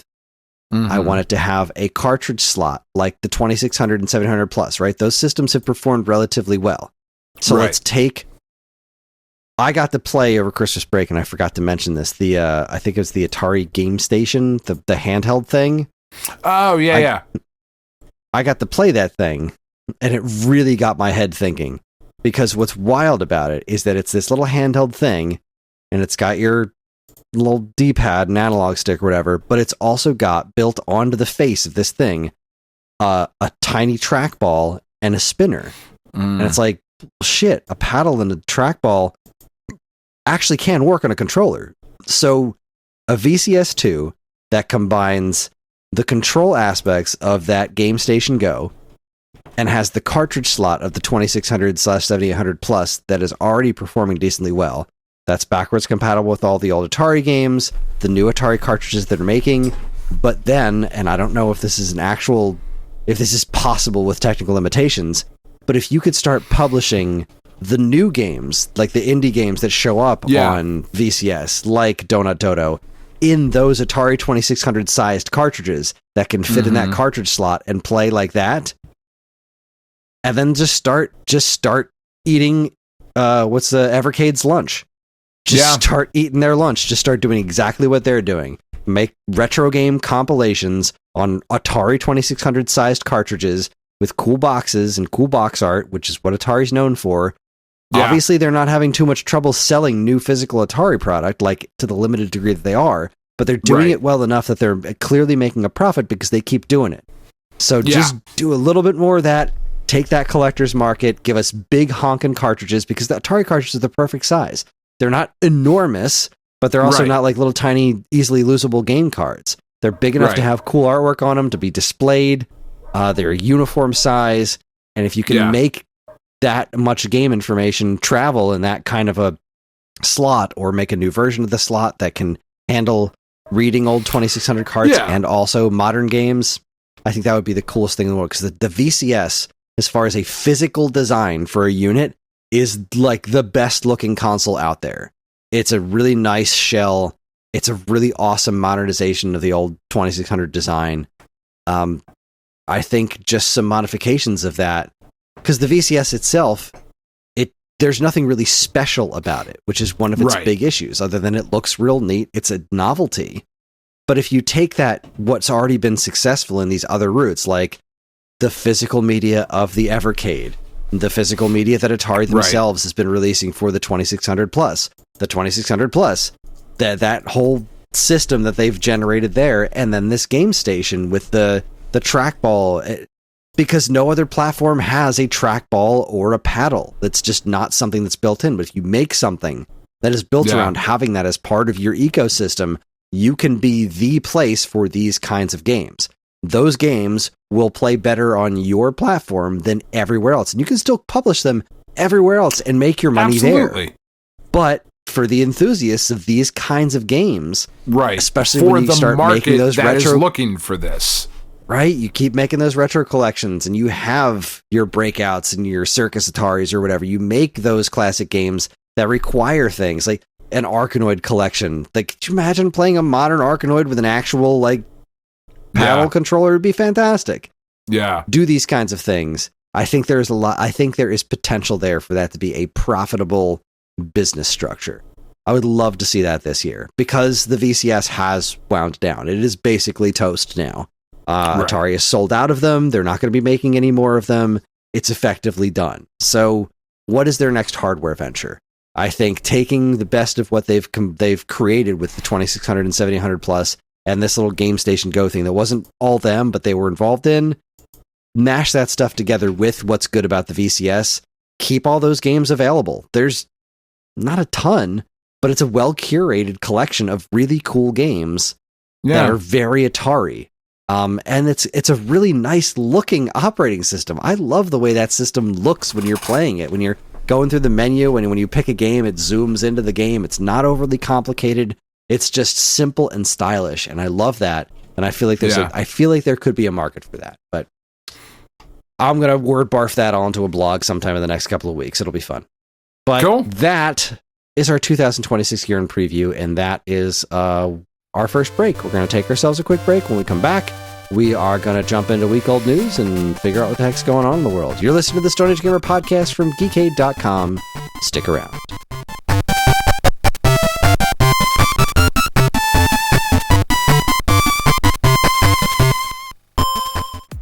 Do you enjoy the Stone Age Gamer podcast and other shows on the Geekade Podcast Network?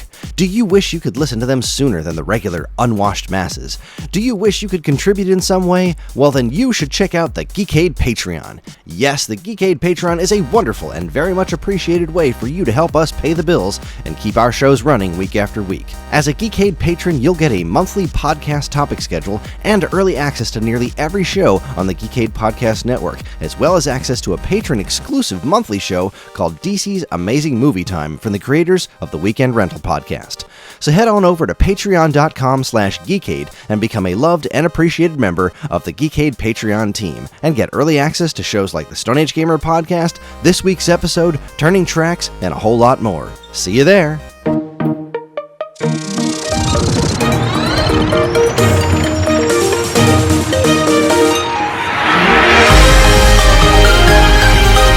I mean, you want to be dripping with something, and content is, well, one of the options. That is certainly a thing you can be dripping with. It is. Speaking of dripping, hey, we're back. Gross. But maybe not, depending on... It's exactly. Could be dripping with content. Could be dripping with excitement. How hard have you hit that like button? How hard have you smashed subscribe? Oh, we smashed it. Right in the fucking face, neck, and chest. Well, now that with that out of the way, it's time for my favorite segment, your favorite segment, everyone's favorite segment. Strap yourselves in for Week Old News. Welcome to Week Old News, where we talk about all the news that was new a week ago. I hope I edited this well last week. I was really kind of flying by the seat of my pants because I don't really know how to edit a podcast episode, but I don't know. We didn't get any feedback, like, at all. So, fuck you guys. I mean, I love you. It did okay. But, I don't know. Who knows? Granted, it's only been up for a few, it's only been up today, so. Right. People aren't champing, whatever at the beat. Champing at the beat, chomping at the bit, whatever. Either of those. It's cool. It's all right. Anyway, welcome to Week Old News. We talk about all the news that was new a week ago. Dan, why don't you go first there, Dr. Dan? Well, Polygon kicks us off with our biggest no shit headline of 2026. With an estimated 400 store closures and counting, GameStop's future is in turmoil. Yeah, it is. GameStop CEO Ryan Cohen is reaching for, I won't steal the thunder of the next story. Yeah, look, no, this next story is friggin' wild. Yeah, GameStop is closing a ton of stores. I looked at the list. There's a couple in my area that will be closing down in the New Jersey area. Unsurprisingly, that they're closing down. They're relatively empty every time I go in there, which is infrequently, but not a good sign that on the off chance that I go in on a new game release day, it's as dead as if I just happened to go in because it's next to the Applebee's. And I was just like, well, let me walk over and see what they got. Oh, fucking nothing. Yeah. That just reminded me. Have they made any new Totaku figures yet? I don't. They threatened to make a bunch of them like a year or so ago. They're like, there's going to be some new Totakus coming out. And I don't think they've done any since the Ninja Turtles. No. This is, like I said, this is one of the most unsurprising announcements that there could possibly be. GameStop is, as a company, has just not been what we want it and need it to be. If I'm looking for baseball cards, basketball cards, football cards, McFarlane figures, Funko Pops, all of that stuff, well, fucking GameStop is the place to go. Which is fine if that was only part of their business and not apparently the driving force behind their business at this point, because the video games really do feel secondary, and yeah, it's just not what you want. Well, similarly speaking, GameSpot reports GameStop CEO could ring in big payday, but with an even bigger caveat. Ryan Cohen could receive a $35 billion bonus, but there are some major goals to hit. This is a weird story. Yeah.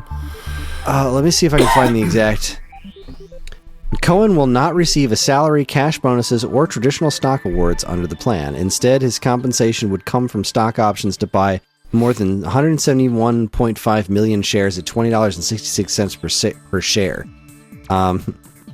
Let's see. Under the new plan, Cohen must help grow GameStop's market value to $100 billion and deliver $10 billion in cumulative performance EBITDA, earnings before interest, taxes, depreciation, and amortization, a common measure of operating profit. GameStop's current market value is about $9.26 billion.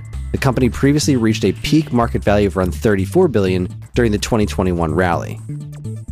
So right now they're at $9.26 billion, and this dude will make a crap load of money if he can get GameStop's market value to be $100 billion. That's a lot of billions away from 9.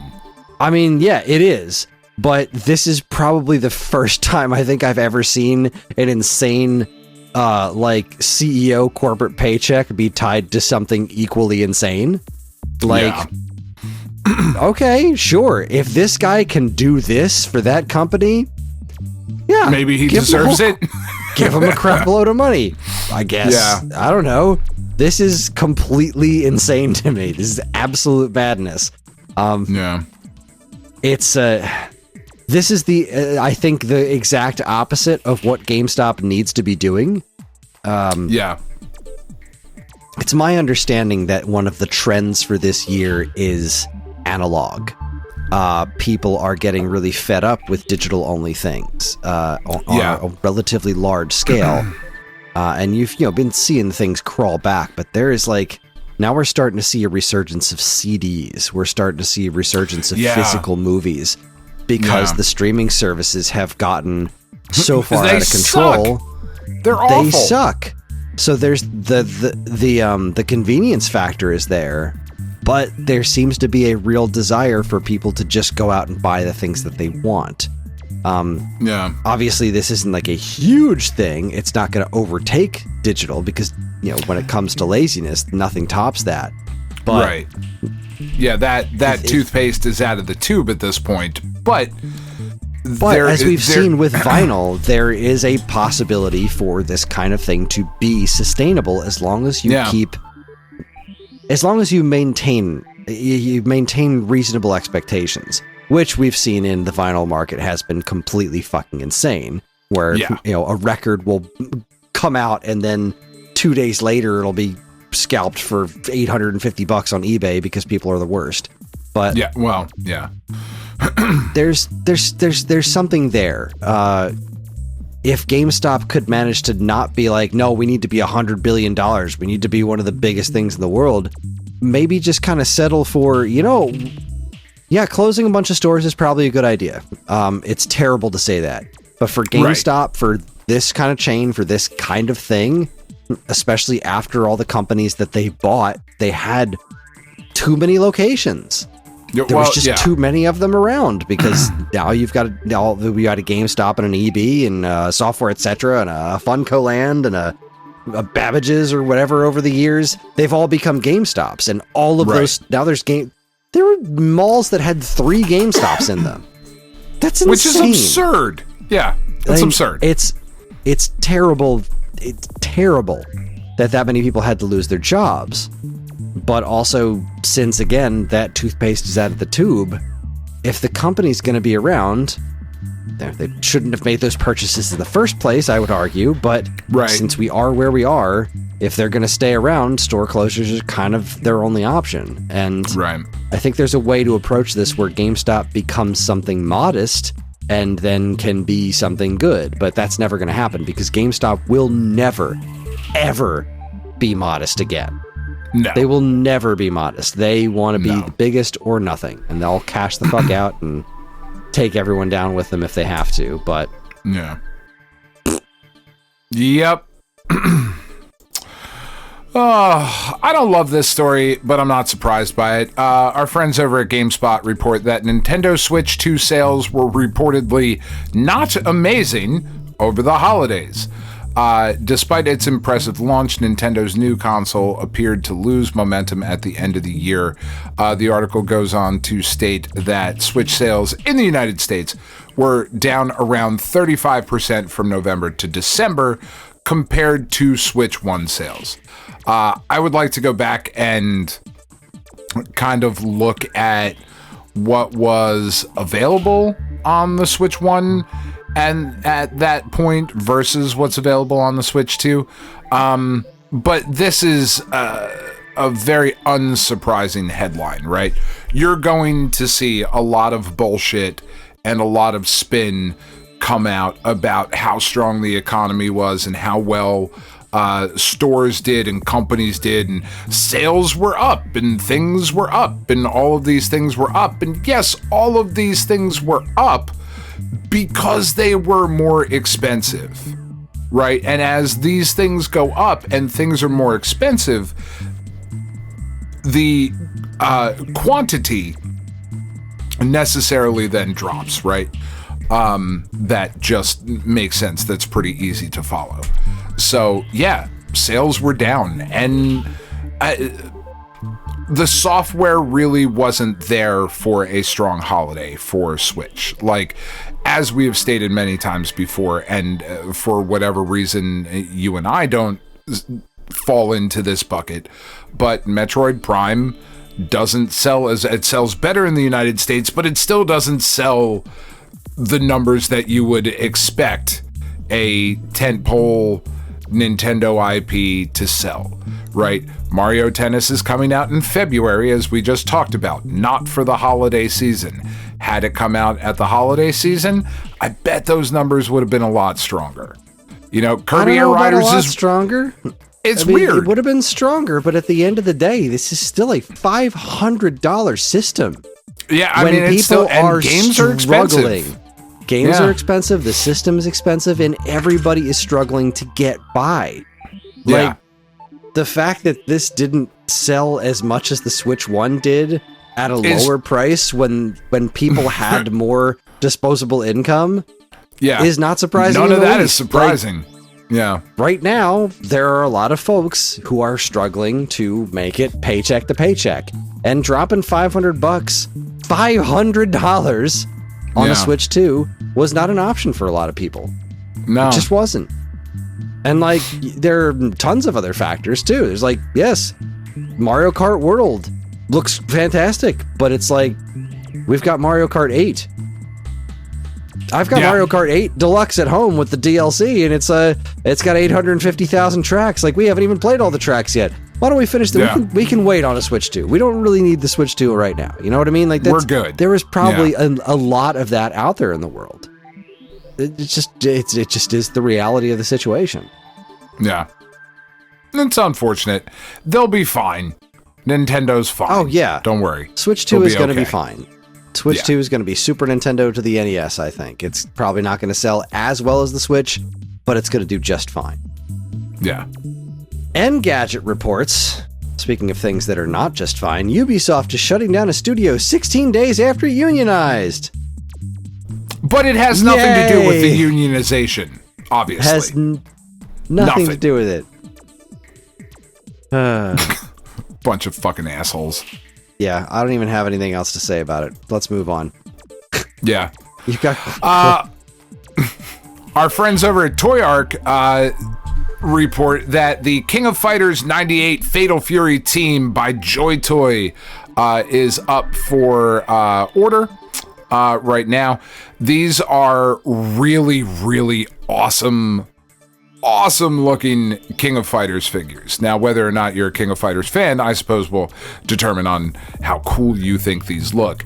But in this set, you are getting Terry Bogard, Andy Bogard, and Joe Higashi. And you are getting a ton of accessories, right? I'm looking at this picture for Terry Bogard here. You've got 2 big burning flame effects. You've got a second hand. You've got the wave effect. You've got a really nice stand. You've got 4 additional pairs of hands that come with him. So tons of accessories for each of the figures. The only issue that I have with these, man, these look fucking great, and I would love to add them to the shelf, but they are $45.99 a piece, or you can directly pre-order from the Joy Toy shop. They are for $137, and they're only 4 inches tall. That really fucking, like, if you've got the money, this is a fucking great set, and I really, really love a lot of the video game collectibles that are coming out. Fuck, is this expensive for 4-inch figures, though? They look great, but damn, that's a lot of money. Yeah. I know nothing of the toy industry, I'm sorry. But I know.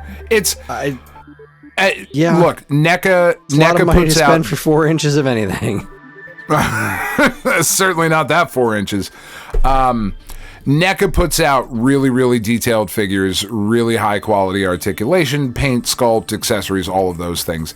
They're like $32 to $36 depending on where you get them. These are more expensive and they're 3 inches shorter. Yeah. Anyway, Noisy Pixel reports Tomb Raider Prime video series adds Sigourney Weaver, Jason Isaacs, and more to the cast.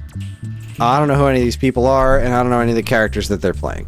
I know Sigourney Weaver, I know Jason Isaacs, and I know Bill Patterson. You also know Patterson Joseph. Patterson Joseph is familiar. Dr. Moon. And then you forgot. Dr. Moon? From Doctor Who? The episode where Donna is going crazy God. and he's the... Wow, Yeah. Yep, okay, yep, all and right. then you remembered. He's a good actor. I don't know that I'd consider that knowing him, but sure, I've seen him work.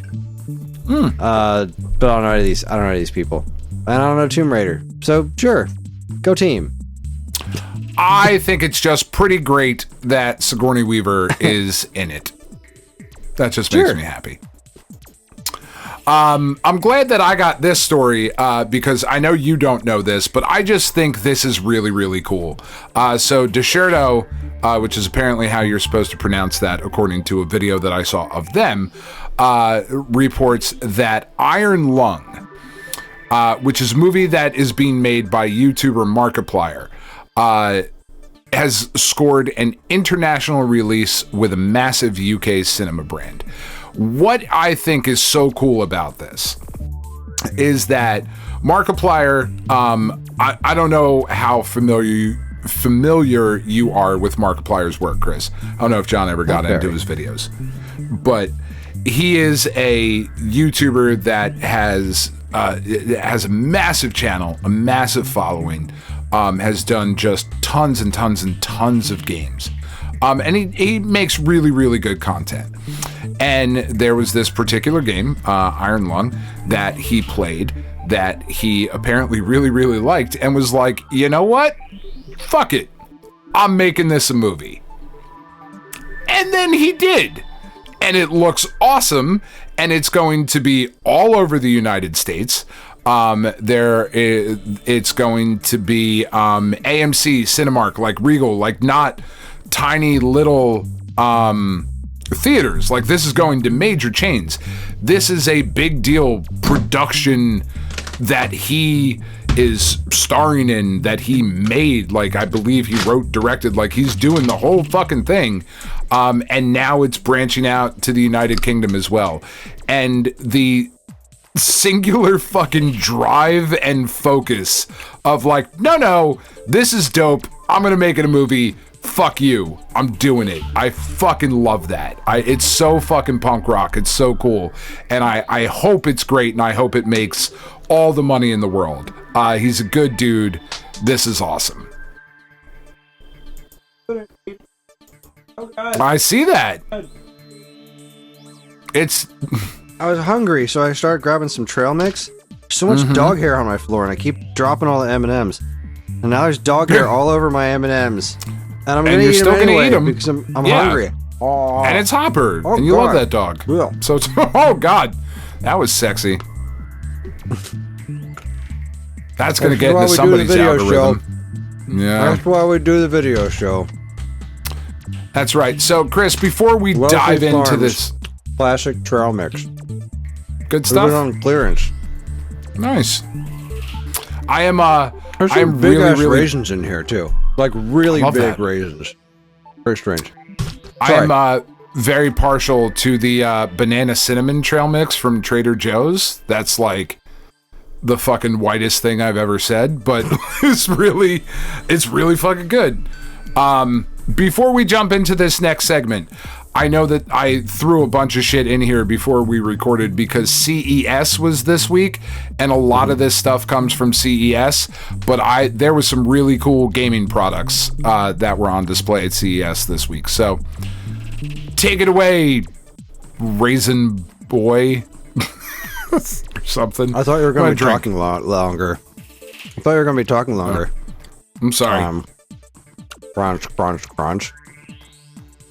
Engadget reports, excuse me, there's some top-notch podcasting right here. Engadget reports, it is. 8BitDo is unveiling a new mobile gaming pad at CES. It's cute. You slap it on your phone. It's officially supported by Apple. Looks kind of like Game Boy with 4 face buttons too. Adorable. I love it. Yeah, I think this looks really great, and we're really rapidly approaching the phone as emulator thing. I mean, like, we're already there, obviously, with things like Delta and whatnot, but 8BitDo makes really good products, and them coming out with this controller that you kind of slap on the front, that's really fucking cool. I like it. Yeah, it's neat. Kind of reminds me of that, like, Game Boy looking thing that you could slide your phone into a few years back. This is just kind of like a new generation of something, a little bit more malleable than that. It's good stuff. Looks cool. I'm excited. Yeah. So, this next story, man, do I fucking want a pair of these. Xreal, if you're listening, please send them to me. I'll do things for them. Lifehacker reports that you can finally use Xreal's AR glasses with the Nintendo Switch 2. So the Xreal glasses are a pair of AR glasses that have, battery, and you plug them in and whatever. And the one of the big selling points for this is that they put just a gigantically massive 171-inch screen right in front of your fucking face. That's awesome, and I love everything about that. They have worked with the original Switch. They work with the Steam Deck. These are things that you can plug into your handhelds, you can plug into your phone, and you can get, like I said, this gigantic fucking screen in front of your face. They were not working with the Switch 2. At CES, they just unveiled this new thing, the Neo, where you plug it in and you can use these glasses. In addition to giving you the 1200p resolution up to 171 inches for the screen, they also have the ability to add 3D depth to the 2D imagery that you would normally see. the story said, and I thought this was really cool, they used the 2D to 3D feature on Mario Kart World, and according to the reporting at Lifehacker, they say, if you told me the game was designed with 3D natively, I would believe you. That's how effective this effect was. I think this is super cool. This last week has given me pause, really thinking about the future of what society looks like when everything is a camera and everything is recording in our glasses and our phones and our this and our that and whatever, and everything is just this kind of fucking hyper surveillance state and all of that. However, a 171-inch screen that I can just pop onto my face at any time also sounds really fucking awesome, and I'm super into it. So again, Xreal, when you want us to fucking, shill for you, please, because I don't have $500 to drop on the glasses. I don't. I would love to. Who's got that kind of money? Not me. Right. Not yet. Not till this video podcast money starts rolling in. That's right. Or until the sponsorship's coming in. Like our sponsor this week, NordVPN. Sure. Love it. They're great. Engadget reports CES 2026, Hyperkin and GameSir made a modular game controller for your smartphone, tablet, and even your Switch. Want to swap in a yellow GameCube stick? Why not? Yeah. So this thing's pretty spiffy. You can, take off these button combinations and replace them with other button combinations. Make them look like a PlayStation-looking things, or GameCube-looking things, or 64-looking things. This is the kind of thing that I am genuinely shocked didn't already exist for the Switch with Joy-Cons, but this is the world we live in. I'm glad, this is such a good idea. It's such an obvious idea. I don't know why it's not more commonplace, but again, here we are. Better late than ever, I suppose. Looks neat. Right. Yeah, I think this thing looks really cool. The modularity of it was a big thing that was on display at CES this year. A lot of products doing that sort of thing. But you're right. Why is this just now coming out? Why could I not pop a fucking 64 style set of Joy-Cons onto my Switch, or Switch 2 for that matter? How did that not launch with that? To better control the games with. That seems... You made the fucking controllers, so we wanted that particular control scheme. Give me Joy-Cons designed like that. It seems... money on the table, which is not something Nintendo does very often. They usually money on don't. the table. I feel like Nintendo does that a lot. I feel like Nintendo's you think that'd be a good idea? You'd buy that? Fuck off. We're going to throw it in the pile of Mother 3s that we've made and are just sitting on. I take it back. You're absolutely right. Finally, from CES, our friends at Gizmodo report that GameSir stuck a steering wheel inside a controller, and it's actually brilliant. If you're looking at the picture of this controller, it looks fucking weird. It's got an analog stick on the left-hand side, a little, start select button down at the bottom. It's got 4 face buttons over on the right-hand side, but then it legit just has a tiny little steering wheel right there in the middle. This looks really cool. Again, this seems like something that should have been done already. It's weird that this is the first that I'm seeing this. It's very expensive. It's a $200 controller, which is that's a lot. But man, this looks really cool. And I also really kind of love the idea that you can cram this functionality into the controller and still be able to play other things with it, right? This looks like there would be a way to play a 3D action game that also involved driving, for example, right? I don't give a shit about Grand Theft Auto, but Grand Theft Auto, I can jump in and now I can actually steer the car with a steering wheel. However often that would pop up, but it does look very cool. Well, speaking of looking very cool, Time Extension reports, industry giants Capcom and Square collide in this new fan-made fighter. That's right, this is not real. However, it is real? This is Capcom vs. Square Parallel Destinies. It is a fan game that exists. It is using a lot of pre-existing Capcom-y things, but it's got I think they said here in the article, it's got a much more intentional design than your usual Mugen type of thing. It's a 1v1, quote, 1v1 4-button fighter with a blend of the high points of Marvel vs. Capcom and Capcom vs. SNK. It attempts to recreate the classic 90s Capcom vibe and pits both universes in a battle for survival within the void.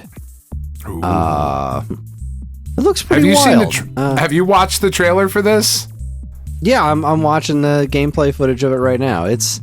It's pretty snazzy, but it reminded me of the Sega vs. Capcom fan game that's coming out, which, amusingly enough, is actually linked to here in this very article.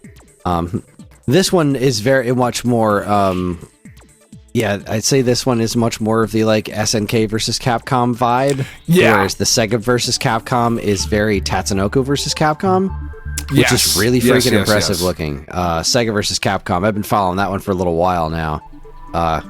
One of those games that I really wish was real, because it seems like there's a whole lot of potential in something like that. They've got gameplay up of Vice from Tales of Arcadia, Skies of Arcadia, not Tales of Arcadia, Jesus. And I think Morrigan they got up and running. Yeah, Morrigan's up and running too. Apparently there's going to be a full trailer for it sometime this month. But this Square one also looks neat, except I don't know any of these Square characters. Like, I don't know who Agrius is. It does not have the heavy hitters that you would. I'm seeing a bunch of weird rando Square characters, which is cool, because that's what you want in these kinds of things, is a bunch of randos, but you also want the big guys too. And I don't know where they are. Yeah.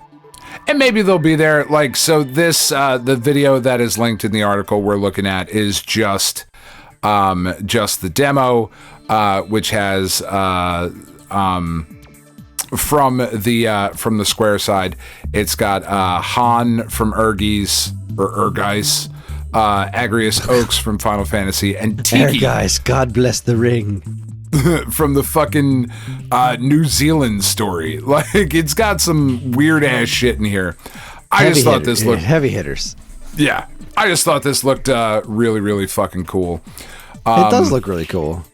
Yeah, this kind of stuff, and also our next story, just kind of fascinates me, because we're now at a point where, like, people can just do shit, right? Like, Time Extension reports that decades after its original release, and this has been happening for a while, but the Japan-exclusive Super Robot Wars 64 is finally getting a fan translation. Super Robot Wars 64 was originally released for the Nintendo 64 in 1999. Obviously, did not get a U.S. release, did not have a U.S. fucking script that was written and put into the game. But now fans were just like, fuck you, now it does. And that's awesome. This game looks really cool, and I'm forever fascinated by these games that I've heard about and never had an opportunity to play because of not reading whatever particular language they were released in. Super Robot Wars is one of those where I've heard about this game over and over and over again, and seems like a thing that I would be super into. Now I can finally have the shot. It's definitely not something that I would be super into, but I do think it's something that you would be super into. I've definitely heard of right. Super Robot Wars games many times. Yeah. You know, they've been floating around for ages. Not my thing. Definitely this, however... This next one is my brand of stupid. I love this. Time Extension reports, quote, somebody finally did it. This homebrew Dreamcast game uses 2 VMU displays at once. There's a little custom 3D printed thing, and you plug in 2 VMU screens, and it's like a shoot 'em up. I'm watching video, and I still do not understand the purpose of what I'm looking at, but it's awesome. Like, way to go, guys. Good team. He's got... Developer Nye Adventure has managed to pull off a technical trick that eluded even Sega's most talented programmers back in the day: dual VMU screen support. Outstanding. Just outstanding. Yeah, that's awesome. All right, read your next story. I gotta lose this hoodie. I'm roasting down here. All right. Our friends over at GameStop report that Balatro and Silksong don't make sense financially and are deeply loved, says analyst who apparently doesn't fucking understand how shit works.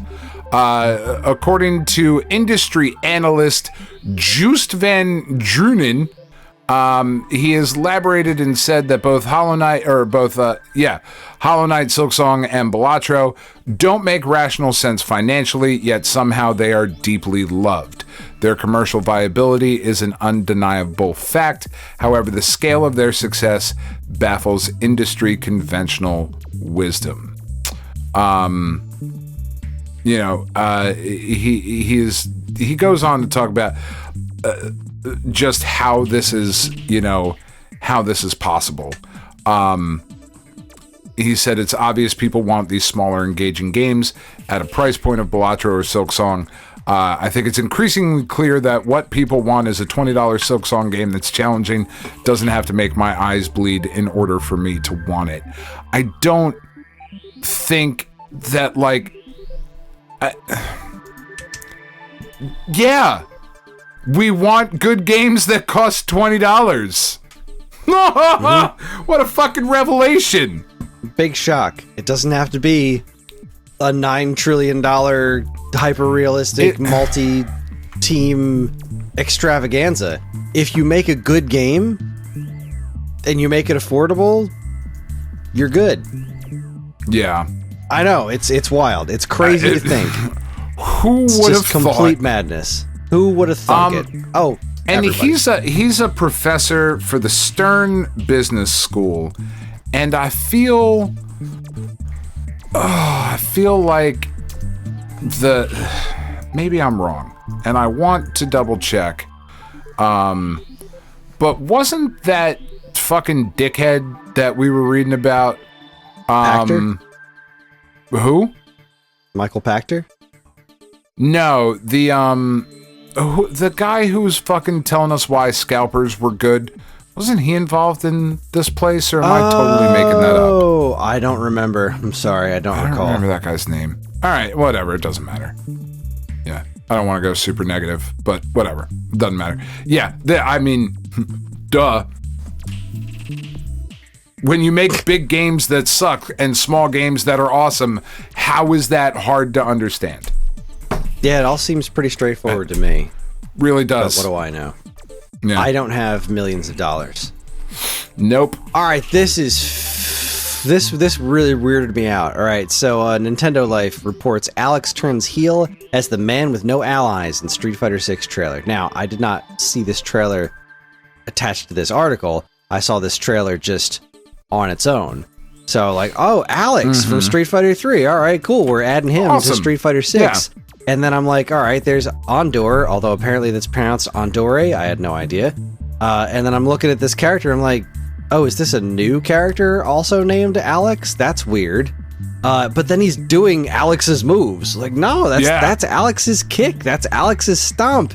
That's Alex's weird red eye paint or tattoos. I've never really understood Alex's face, to be perfectly honest with you. This looks awesome. This is yet another...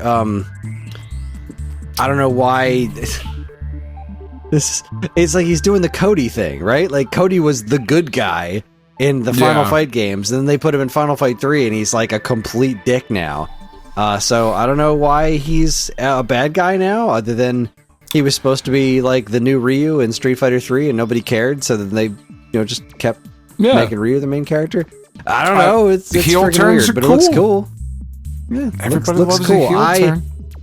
I love watching Street Fighter 6 gameplay. I think it's super, super good.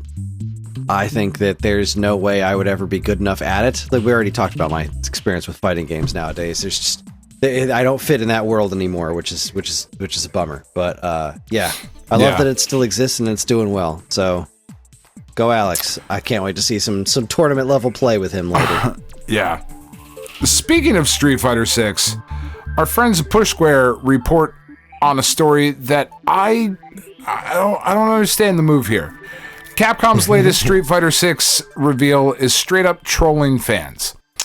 So Capcom has announced a new fighting pass for Street Fighter 6.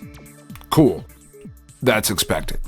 What is unexpected is that in the artwork for the pass, it shows characters like Rainbow Mika, Ibuki, who are not playable in Street Fighter 6, and the cast of characters that are playable that are shown in this artwork are outfitted in these really cool looking like sports themed costumes, and you might think like, oh, that makes sense. The Winter Olympics is coming. Maybe we're tying it into sports. Well, that's fine. Nope. Those aren't in this fighter pass either. They're just like, fuck you. It has some EX colors for Rashid and Honda, some avatar customization, some in-game stickers, and you also get Capcom Sports Club. I don't understand this move. I don't understand like why you would purposely be like, fuck you. I don't get that. But okay, Capcom. It's a bold move, Cotton. Capcom's see if it pays off for them. Let's see. Let them do what they're going to do. Who knows? They've got their reasons. Yeah, they do. Speaking of reasons, Push Square reports you're already dead. Fist of the North Star's Kenshiro coming to Fatal Fury City of the Wolves. That's all you need to know. That's the story. That is the story. I put this one in here because why hasn't this happened more? Like, why has Fist of the North Star not been DLC and a bunch of shit? Like, that just makes a lot of sense. It is funny that we got Fist of the North Star fitness boxing before we got this. Who fucking knew? Yeah. All right. Man, this is a weird one. Nintendo Life reports that Nintendo reveals the first new Joy-Con 2 colors for Switch 2. They are a purple and like a tealy green or light green. They're calling it. It looks a little more teal to me. For 100 fucking doll hairs, which seems nuts. The problem with customizable Switch 2, or not customizable, just new colorways for the Switch 2 Joy-Cons, is that if you have them hooked up to your system, you're basically paying $100 for a little purple ring around the fucking analog stick on the left and a little light green ring on the analog stick on the right Joy-Con. Look, it's neat that we're getting more colors available because, you know, people want to buy a second set of Joy-Cons sometimes. Yeah. And having different colors than the ones that you came with your system, that's cool. But let's make the actual Joy-Cons colorful. Yeah. Let's just make the Joy-Con. I get that, like, the first set wasn't like that, and I think it's neat that some of them look like this. I think it's a really cool design, but also it would be a really cool design to have them just colorful, as proven by the millions and millions of Joy-Cons for Switch 1 that you've sold. Just say it. I take it back. What I said earlier in this podcast was really dumb. Nintendo does leave money on the table. They just stacks of money on the table, and they look at it and be like, yeah, that's where that's going to sit. Put that money right the fuck over there. I'm going to leave it right there. That's where it belongs. Well, let's see here. Sony patents Push Square reports Sony patents AI assistant that can help you beat games or just beat them for you. So this is I don't know. I guess this is a patent thing that you can.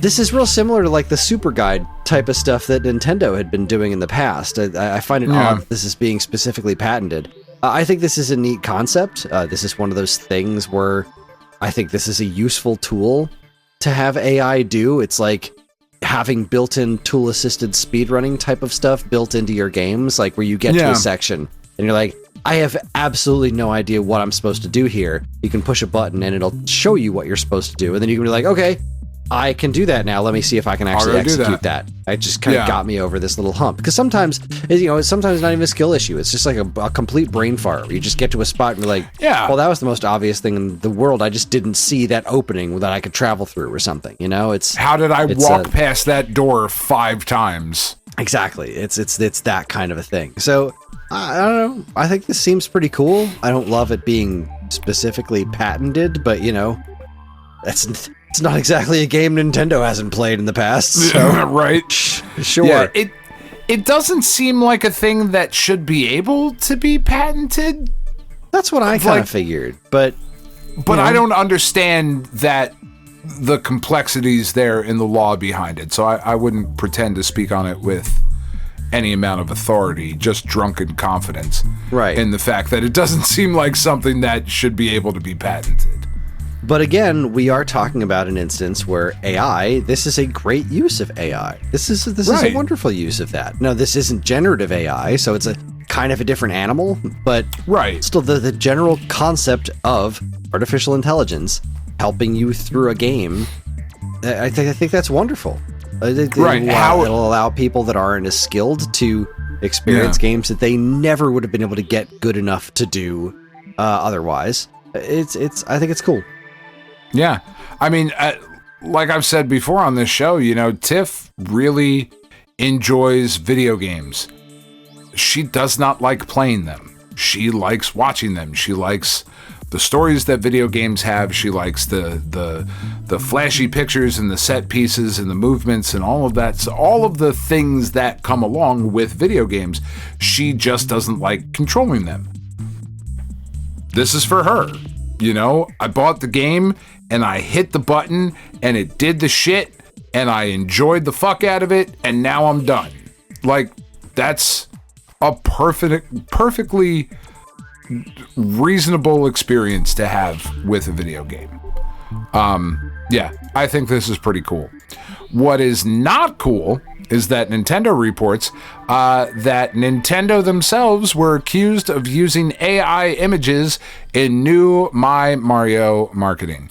So this was updated today. The original report came out earlier today, and it was said that one of the models featured in the marketing campaign has responded to the AI claims. It was said that the model was generative AI, right? So this is a very interesting story here. Clarified later in the afternoon. Nintendo has come out and said that AI has not been used in any of the My Mario promotional images. The issue, and you can go a little bit deeper here in a sec, like I suppose the issue is that we're now getting into, and there was a story came out, I forget who the fuck said it, but one of the CEOs of one of the companies said it would be better to label not AI generated content. That would be easier to label, right, and to identify as not generatively fucking made as opposed to AI generated shit. So what's fascinating about this is that we're at this point where AI is so prevalent that it's very easy to look at something that looks weird and say that's definitely AI when it's actually not. So down towards the bottom of this article, they talk about they ran this through some AI detection software, and which itself is AI. Yeah. So there's this weird thumb picture that was generated. It was like there's a 63 to 82% chance that it used some form of AI generation, while the other 3 came in at less than 1% chance that there was the AI generation used in any of those. But this also doesn't take into consideration the weirdness of that can happen with digital editing through Photoshop for something like this. Now, when you take these kinds of promotional pictures, that kind of stuff is going to happen all the time, where you're never looking at a picture exactly as it was taken. There's always some sort of touch-ups afterwards. When there are weird angles, or say a thumb being bent at a strange angle, it's possible that somebody just didn't do a very good job of cleaning up the image, which is probably what happened here. It's right. just and so wild. If you look at this one image of this woman holding a baby and Mario, her thumb is pointed the other fucking direction. Like, there's something not right there. That's just not the way a thumb something goes. Was touched up in the wrong way. Like, it was a thumb being bent in a strange direction, and something got touched up in the wrong way. Right. And but it's not the use of generative AI. It's a different kind of mistake. It's weird that it's still up, and it's weird that it got past quality control, that nobody looked at that hand and was just like, something's not right here, let's fix this. Let's just go ahead and Photoshop this. Do your thumbs go backwards? Because her thumbs go backwards. Looks a little weird. Like something went wrong, and we don't necessarily know what, but it seems that it wasn't an AI problem. This was a different kind of touch-up problem. But what interested me is the fact that we're at this point right now where anything weird, you just automatically assume it's AI slop because it's a safe assumption to make. Right. But it's not necessarily always the case, which is weird and scary to me. Because just like AI itself, we're not so far out from it just being able. It's very easy to make an AI video of something of, like, I don't know, let's say somebody that a lot of people don't like kicking a candle and starting a fight with somebody. And then that video spreads all over the internet, causing even more outrage. And wait, that never happened. This was all generated by AI. Right? Yeah. We're just knocking at the door of not being able to tell what's real and what's not on the internet completely. And that's it's freaky. That's the fucking scary part, right? You and I are further away on acceptable uses for artificial intelligence than we are close, right? I'm certainly much more open, I think, to the idea of certain things being acceptable than you are. And that's okay. This is the fucking scary part. This is the part that is, like, really, really fucking scary. When you're scrolling through TikTok and, you see a video and you're like, holy fucking shit. And then you look and the little Sora thing is in the bottom. Like, that's not fucking okay, because... Like, I want to be able to laugh at the video I scrolled past on TikTok of Robin Hood and Lil Jon walking through the forest, and it was Robin Hood and Lil Jon. Like, not Lil Jon. I get it. But Lil Jon, it was fucking hilarious. But it was made by Sora, and I was like, fuck, dude, I can't even, like... I'm pissed that I watched this now, because now the fucking algorithm is going to feed me some shit that I don't want. Like, that would even be fine. But when you start to see, I mean, there's the whole thing with what's going on with X and Grok and all that shit currently, because, like, obviously, that's where it was going to go. It's just fucking, like, this is the shit that just can't fucking happen. It just can't. Because people are dumb.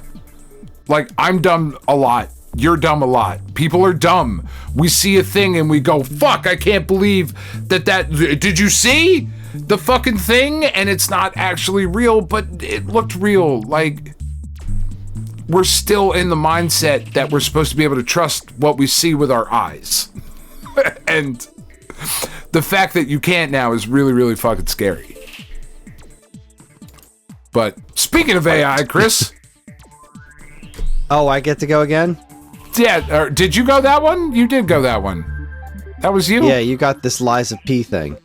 Oh, yeah. No, I said the Mario marketing thing. I read the story. Oh, you did? Never mind. How I dare got you. this backwards. Yeah. I can't. It's about Liza P, and I don't know anything about it. So GameSpot reports Liza P publisher is excited about... Oh, right, this one. Excited about AI to maximize player engagement. By processing data faster, our teams will arrive at better, more informed strategic decisions on how to best support our developers and engage with our community. Did you read this? I skimmed it, and like, so, but again, this is like one of those things where it's like, this seems like, all right, we're going to use AI in a way that's not evil. I'm going to use this as a way to filter through millions, let's hope, right, that we have the problem where we have to filter through millions of comments about a particular thing to pick out trends. Like that is using a computer for what it's supposed to do. That's okay, right? Whereas our last story in this section, Microsoft... hold on, just real quick, this last paragraph. From the article, plenty of people have criticized AI as well, expressing fears about job losses and other issues. Candy Crush developers who got laid off by Activision Blizzard said they are being replaced by AI tools they helped create. That's what we're talking about right here. That's the bad side. A recent report from Financial Times said EA might look to further implement AI systems to help ramp up development amid its private sale to an investor consortium. There's a lot of bad use of AI, and that's the thing. It is not that the tool itself is innately evil. The high-speed plagiarism angle of it, that the generative AI, that's the evil stuff without a doubt. It's just slop. But speaking of slop, Kris, Microsoft's CEO would really want you to stop calling generative AI slop. Satya Nadella, the company that he now runs, Microsoft has poured billions of dollars into AI technology. This is his quote, and we need to get beyond the arguments of slop versus sophistication and develop a new equilibrium in terms of our theory of the mind that accounts for humans being equipped with these new cognitive amplifier tools as we relate to each other. This is the product design question we need to debate and answer. No! You would like me to not call it? No! You would like us to stop calling it slop because it's easier for you to sell something that's not called slop. No, but slop is literally what it is. Slop is what it is. It is by definition a bunch of garbage smushed together with no soul to be like, here it is. Yeah. There are so many ways that these tools can help us. There are so many ways that these tools can be used to parse information quicker, to provide examples of things, to go through the history of human knowledge and pull out the for research and things that can be done. There's a lot of good that can be done with this. There's but a lot these of tools won't allow it to happen. but there's a lot of argument for things to be of like, I'm a creative person and I want to make art, but I'm disabled and I can't. So I speak my shit into a prompt and it makes the picture that I can't physically do into a reality. That's a beautiful thing. That's a good thing. But where it's coming from and how we got there is fucking troubling. And then all of the ethical questions that come with then passing it off and the bullshit that comes from it and all of those things. Like, no, when it's slop, it should be called slop. Just when a game is bad, it should be called bad. Like, we're not just going to stop describing things accurately because we want to. What bullshit did he say here? A new equilibrium in terms of our theory of the mind. Get fucked. Get fucked. No billionaire gets to talk to people that way and have anybody listen. That's dumb as shit. And if you believe that, I would like you to describe to me how exactly the leather of the boots taste. Leathery. You fucking right. look it up and tell me how it. Yeah, that's a whole. Sorry. This is another one I didn't really read a whole lot past the headline because, why bother? Go Nintendo reports, speedrunner becomes the first person to 100% complete Super Meat Boy without dying. That is insane to me. Yeah, fuck you, dude. I fuck you. love it. Not in the same way of fuck Satya Nadella for the bullshit he said. Fuck you in a, totally more fun way. This is wonderful. Bless you for doing that. I could never. Just wow. Just a big fat wow. No deaths in Super Meat Boy. Bless your heart. I'm not that good at anything. I'm not that good at anything in my life. And I'm pretty good at some shit. I think I'm a pretty good dad. I think I'm pretty good at my job. I'm an okay artist. I'm an okay podcaster. I am not that good at fucking any of those things. Good God. Not as good at this guy is Super Meat Boy. No way. Insane. No. Oh, finally, Chris, my favorite story of the week. This is legit my favorite story of the week because it's just so fucking stupid.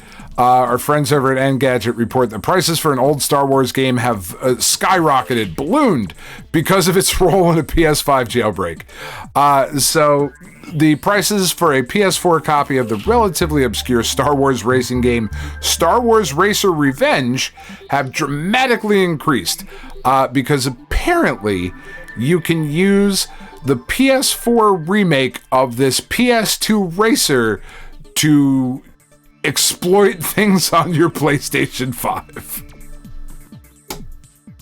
Outstanding. I don't want to go into any more data than that. But holy shit, I am pulling up I am literally right now looking at eBay where there are listings for $209, $260. I'll buy it now for $300 with the last one with 41 copies being sold. There are just people sitting there with fucking stacks of copies of Racer Revenge. What are we ever going to do with this shit? I can't give them away. Fuck, I can retire? No shit, that's awesome. What a fucking great story. Amazing. Absolutely love it. So good. Well, folks, that is it. That is all for week old news. It was a big one, but it was. We had a couple of small ones there, so I guess it was bound to happen one of these days. We're back in the news cycle, folks. That is what she said. And what I said is it's time to take ourselves another break. When we come back, we're going to check in with the checkpoint, talk about what we've been up to, what we've been playing, and all that sort of good stuff. You're listening to the Stone Age Gamer podcast from geekade.com. Stick around.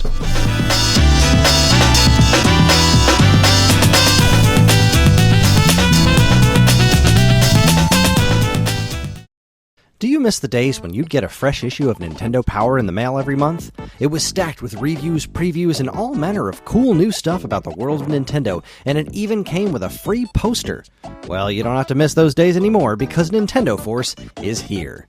Functioning as a spiritual successor to Nintendo's classic magazine, Nintendo Force is staffed with top-notch writing talent, and me for some reason, to deliver fresh new reviews, previews, and more right to your door every other month. And yes, posters are still included, except ours are double-sided. So if you want the thrill of learning all about the world of Nintendo in physical format, head on over to NintendoForceMagazine.com and learn all about it.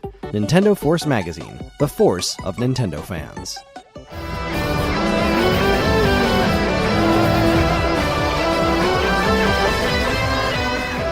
All right, everybody, we are back. No lube.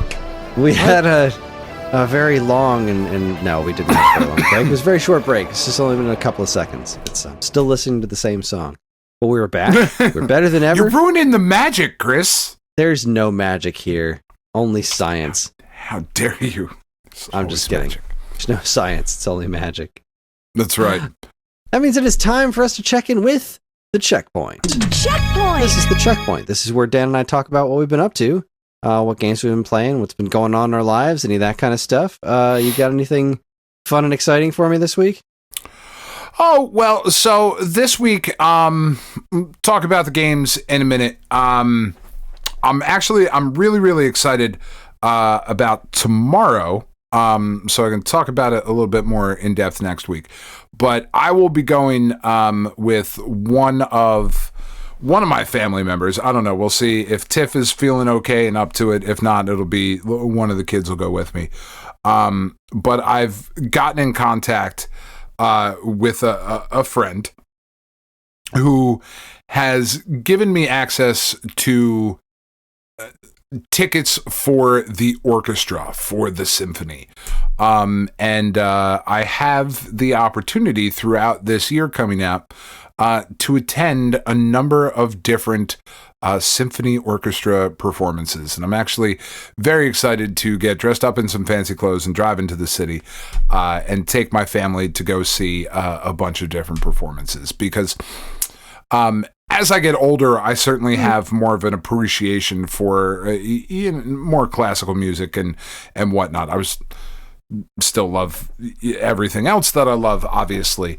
But the appreciation that I have for things like the Olympics is coming up.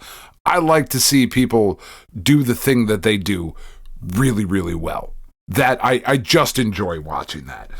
Kind of doesn't matter what it is. Like, I will watch figure skating because fuck, that's incredible. How the hell did you do that? You were doing that at the highest level possible.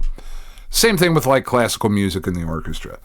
So tomorrow we'll be going into the city. We'll be seeing Mahler's Symphony No. 4, which I'm really excited about.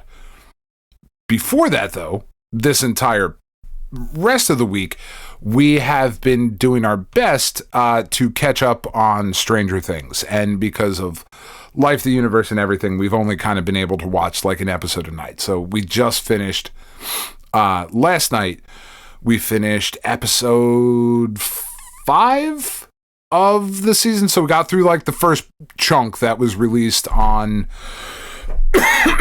what was that, Black Friday? Is when the first 4 episodes were... Yeah, something like that. I don't know. Were dropped, something like that. And then it was like episode 5, 6, 7... It was Christmas, and then the finale was New Year's. Yeah. So we've just gotten up to where... Because you're all the way done, right? Mm-hmm. Okay, so spoilers for anybody who's like me, who is not all the way through the series yet, but has only made it a certain part of the way. We've just gotten up to the point where it's like... It took you this long to think maybe you could be part of the hive mind, Will? Fuck, dude, that seemed obvious a few seasons ago. I mean, it was fucking cool. Like, I really liked it. I thought it was really fucking, like, just really brutal and really neat the way that they showed it. But the episode that we just finished on was... where Dustin is like, hey, don't fucking shoot at the force generator thing. Everybody's going to die. And then Nancy's like, fuck it, I'm going to shoot at it.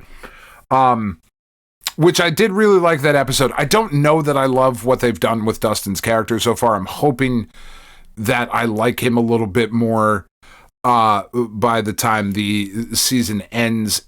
It makes sense where he's at. The biggest takeaway I had from that episode, though, was how shitty the physical effect looked of all the melted things that were there as they were walking around, like, on the rooftops and whatnot. It looked like icing from a theme park. Like when they do, like, different things. I just thought it looked kind of shitty, and I was somewhat surprised by that. I didn't agree at all. I don't agree with that at all. I thought it looked creepy as hell. All the melty stuff, because it was because it was melted but not like heat melted, so it was like it had this really weird look to it, and then it's just so odd. I thought it was really, really strange looking, and it didn't remind me of anything else, so maybe that's why it was it looked so very effective theme for me. Park to me. I didn't get that at all. I thought it looked really cool, but I mean, eerie is the word I'm looking for. Okay. Apart from that, like, I thought the one bit that they did where, like, they were showing, whether it was Nancy or Jonathan, were waving their flashlight around and, like, they noticed there were no dust particles, even though they're in the upside down and all that. I thought that part was really cool and well done. And I am really enjoying this season of the show so far. Penn is watching it with us. Roddy doesn't give a shit. But Penn's watching it with us, so it's really fun to like watch it with her, and she's getting really like super invested into the characters. The kids do look fucking ridiculous. Lucas looks absurd. That is an old ass man trying to play a fucking teenager. Oh, excuse me. He just looks fucking nuts. Other than that, I think it's been really good. And he's not even that old. He's like 23. You know, like he's not that much older than like, because they're supposed to be like what, 10th grade, 11th grade, somewhere around that. So like, it's only about like 6 years older than where he should be. But Caleb McLaughlin is 24. Okay, so like he's 8 years old. He looks like an old ass man though. Like he should not be. It's silly, man. I am really enjoying it though. And like you said that you enjoyed it, right? Like apart from the Lord of the Rings-esque ending. Like and even that has its place, but like oh sure, all of those things were good. I just think that somebody needed to be like, look, these are DVD extras, okay? Like maybe we rein it in a little, fellas. Yeah. It does. All of this has made me really, really excited to see what is next from the Duffer Brothers. Like, I think they're very, very talented. Obviously, the nerd in me is like, well, what Marvel project do I want them to work on? And like, it's the Midnight Suns, obviously. Like, that's the thing that I want from them. There was reporting that came out earlier today that the Blade movie is officially done, officially canceled, off the slate, and that Mahershala Ali's Blade will happen in a Midnight Suns story. And it's like, okay, cool. Whoever the fuck is doing that should be the Duffer Brothers, right? They seem right that they would be really good for that. So we've been watching a ton of that. We caught up. We're all caught up on Fallout. That second season has been absolutely fucking fantastic. I fucking love this show. I am so consistently impressed with Fallout. Are you caught up on it? No, we haven't really spent a lot of time together watching television this week, Dan. Okay. Sure. Yeah, I suppose that's fair. No, really the only thing that we've been watching, because we started before everything came back, besides Stranger Things, is we're working our way through the rest of the current season of The Morning Show, which is... Oh, yeah. It's a pretty solid show. This season's been a little odd, but there was just a big, like, hilarious breakdown of AI that ruined somebody's life. That was pretty fun. But, I mean, honestly, Fallout's really high on my list, but the thing that I want to watch more than anything else right now is the new season of Shoresy, because that's got to be one of my favorite shows ever. So and Shoresy is not get around to anything. Shoresy is not the gay hockey show, right? Because I keep seeing reports about the gay hockey show, and like I love the fact that the gay hockey show exists. I was just reading a story earlier today. That like whatever the fuck, I can't remember what the fuck it's called. I can't remember either, because Karen requested it on the Plex from Evan. She's like, I need this gay hockey show. Yeah, but like apparently it's doing like there's a lot of athletes that are like contacting the creators of the show. Heated and rivalry. Like, there you go. Yeah, I mean, I love the name of that. Like it's so fucking dime store romance. It's awesome. I love it. But like apparently it's doing a lot of good for athletes that are struggling with their identity or coming out or whatever, and I think that's fucking awesome. That's fantastic. But that's not Shoresy. Okay. No, Shoresy is definitely not that.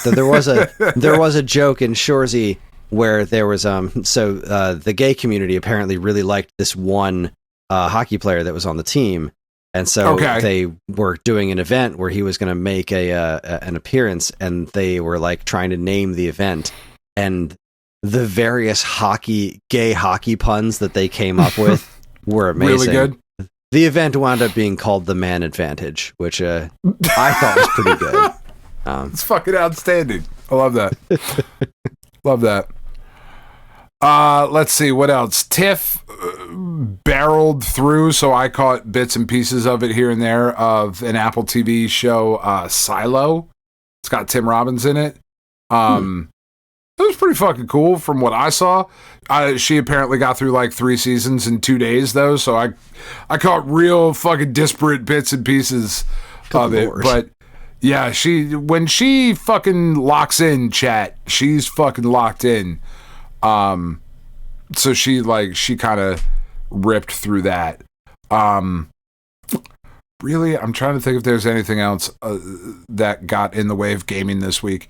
Because most of our gaming this week then was focused on getting through Indiana Jones and the Great Circle. Like, I certainly spent some time with Ball Pit, but not as much as I would have liked, because when we had some free time that wasn't taken up by shows, we were making our way through Indiana Jones and the Great Circle. And it has consistently delivered an experience that I wish was in third person. But still, because and that's just some me shit. That's never going to change. I am really, really enjoying it, though. There was a little section in the middle here with, I'm assuming it's the middle. We haven't finished the game yet. But there was a section in Egypt that I thought kind of slowed the game down a little bit more than I would have liked. And maybe that's just the way I played it. But I didn't think it took advantage of things like the pyramids and the Sphinx and whatnot, which are part of the puzzles and the overall story and whatnot. It didn't use them to the fullest effect that I would have liked. I just, like we were talking about earlier with God of War potentially going to Egypt, I fucking love that mythology. I love the storytelling there. I love the visual designs there. There's a lot of really cool stuff in the Great Circle, but just some of the stuff around it was kind of boring. Not bad, but just like, I would like this to be more exciting. I'm anxious to get to the next part of the story. And then you get to the next part of the story, where you're up in the Himalayas and fucking shit just comes off the rails in the most Indiana Jones of ways, right? Like, you're in the Himalayas and there's a fucking giant German ship up on top of a fucking mountain, and you're like, yeah, Indiana Jones. That fucking tracks totally. I'm super in, and I love it. It is a really, really fucking solid game. I am really enjoying it, but will forever wish that it was 3D. I have a hard time. The combat, the first person punching it's fine. It's fine, but it's weird because, like, he puts up his fucking dukes and then you can just left punch the whole time and he'll do like a fucking combo with his left or just with the right, and it's, yeah, like, it's just, I don't know, it just kind of feels weird being able to control the punches individually. I could play it the right way and alternate, but I don't because it's funnier not to. I have a hard time personally sneaking around in first person, right? Because I'm so used to the Metal Gear Solid Gear of it all. Yeah, being able to see more of your surroundings and when you're in third person, you have just a better, I guess, spatial field of vision. Yeah. So doing that in first person, I actually kicked the difficulty down a little bit because I was getting fucking caught too much, because it's just not, my brain just isn't wired to play games that way, certainly to play stealth games that way. And because it's Indiana Jones, there's a lot of stealth involved, like you're not Nathan Drake. You're not a fucking bullet sponge that's going out there and having a gunfight with Nazis. That's never been the story in the movies. Does he shoot Nazis in the movies? Absolutely. Is he just mowing people down left and right indiscriminately the way Nathan Drake does? Absolutely not, right?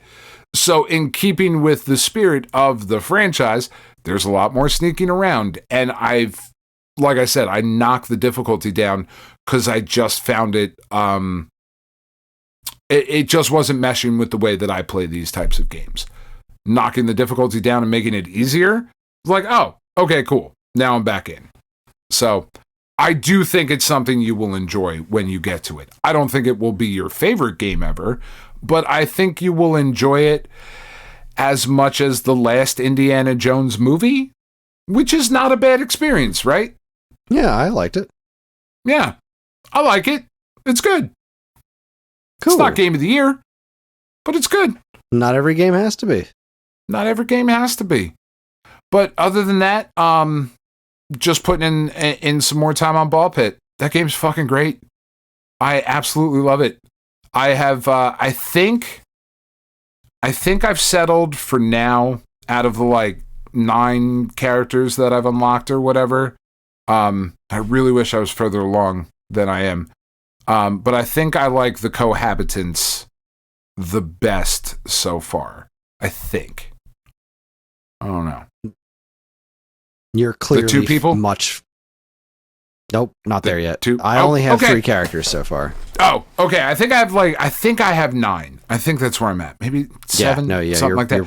You're way ahead of me. Somewhere around there. Fuck, that game is just so fun. And like getting sucked into that cycle of, all right, one more run. I got, okay. Okay. If I could get this and maybe I'll re-roll for the, I forget to re-roll the different balls that I always don't do do too that because I don't know that I can say I know I don't do it enough because I've never really had a problem with what's in front of me. I'm like, there's always something there. Like, yeah, I could do that. I could do that. Yeah. Sure. Yeah. But like, I'm kind of getting to that point that you get with like Vampire Survivors, right? Of like, okay, this is really fun, but like now I want to make some progress, right? Like I'm having fun doing the thing. The thing itself, in and of itself, is fun, but okay, let me try to be a little bit more strategic about this. And like, okay, if I get the vertical laser and the horizontal laser, and I combine those and I get like, oh, I get the holy laser. Okay, cool. That makes sense. Like, all right, so let me re-roll to make sure that I get the right types of lasers here, right? Or whatever, whatever your first couple of balls that you can get are. Let me try and push to be one of those things. But the cohabitants are cool because you're going with 2 people and they're weaker, obviously, because you have 2. But there's so much more shit happening on the screen at a time with them. It's really, really fucking fun. I don't think I've quite figured out the townness yet. Nope, it's the same here. Again, you're much further than me, but like, yeah, I'm doing it between every round because I feel like I'm supposed to, but I don't get it. I don't find it fun or interesting. It's just, here's this thing that's here, that's a part of this game for reasons that are beyond me. Yeah. I think I'm close to understanding it. I think I need to watch like another video or 2 to be like, all right, why am I actually doing this? Like, why do I give a shit about this? Because right now I don't. I understand that I probably should, but right now I don't. So, yeah. Oh, and fucking Dungeon Crawler Carl. I finished book 3. It's fucking awesome. It's such a good series. I am so surprised. I have very rarely been led down a good path scrolling through Reddit and getting to like sponsored ads. But I kept seeing ads for this fucking Dungeon Crawler Carl shit. And I was like, man, I really don't love that name. I really don't. But fuck it. I've got plenty of Amazon credits. Let me pick this up. Just blown away. Book 3. It just, yeah. What the fuck? God damn it, Donut. So awesome. Such a good fucking story. The nonsense that is happening is such RPG nonsense. Like, we say it all the time, right, dude? Of like anime bullshit. This is anime bullshit, the video game. And like, think about what life would be. Think about what your life would be if you lived in a world where Dragon Ball Z was happening. You would be like, what the fuck was that? What the fuck, this pink shit? And he's turning fuckers into cooking. What? And they're fucking, why are you yelling? Like, if that was actually happening in your day, but you were just like a person not involved in the fighting, you just like kind of lived in the town, you would be like, what? Holy fucking shit, this is insane. Taking that concept and applying it to a video game dungeon crawling RPG with weird achievements and shit, like, God, it just makes so much sense, and it's so fucking funny. I absolutely adore this book series. Absolutely. Highly, highly recommended.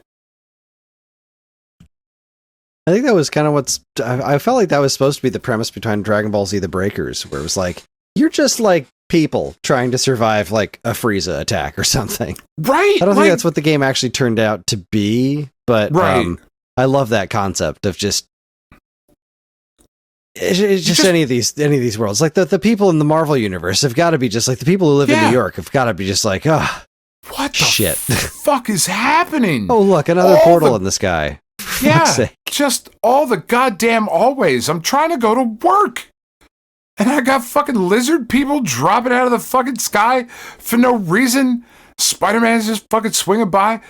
Like, it's just such a good concept. It just makes so much sense. And there's so much opportunity for nonsense and for the stakes to get exponentially higher, because that's how these things work. The stakes get exponentially higher and they get insane. And this third book has been just batshit insane. Fucking love it.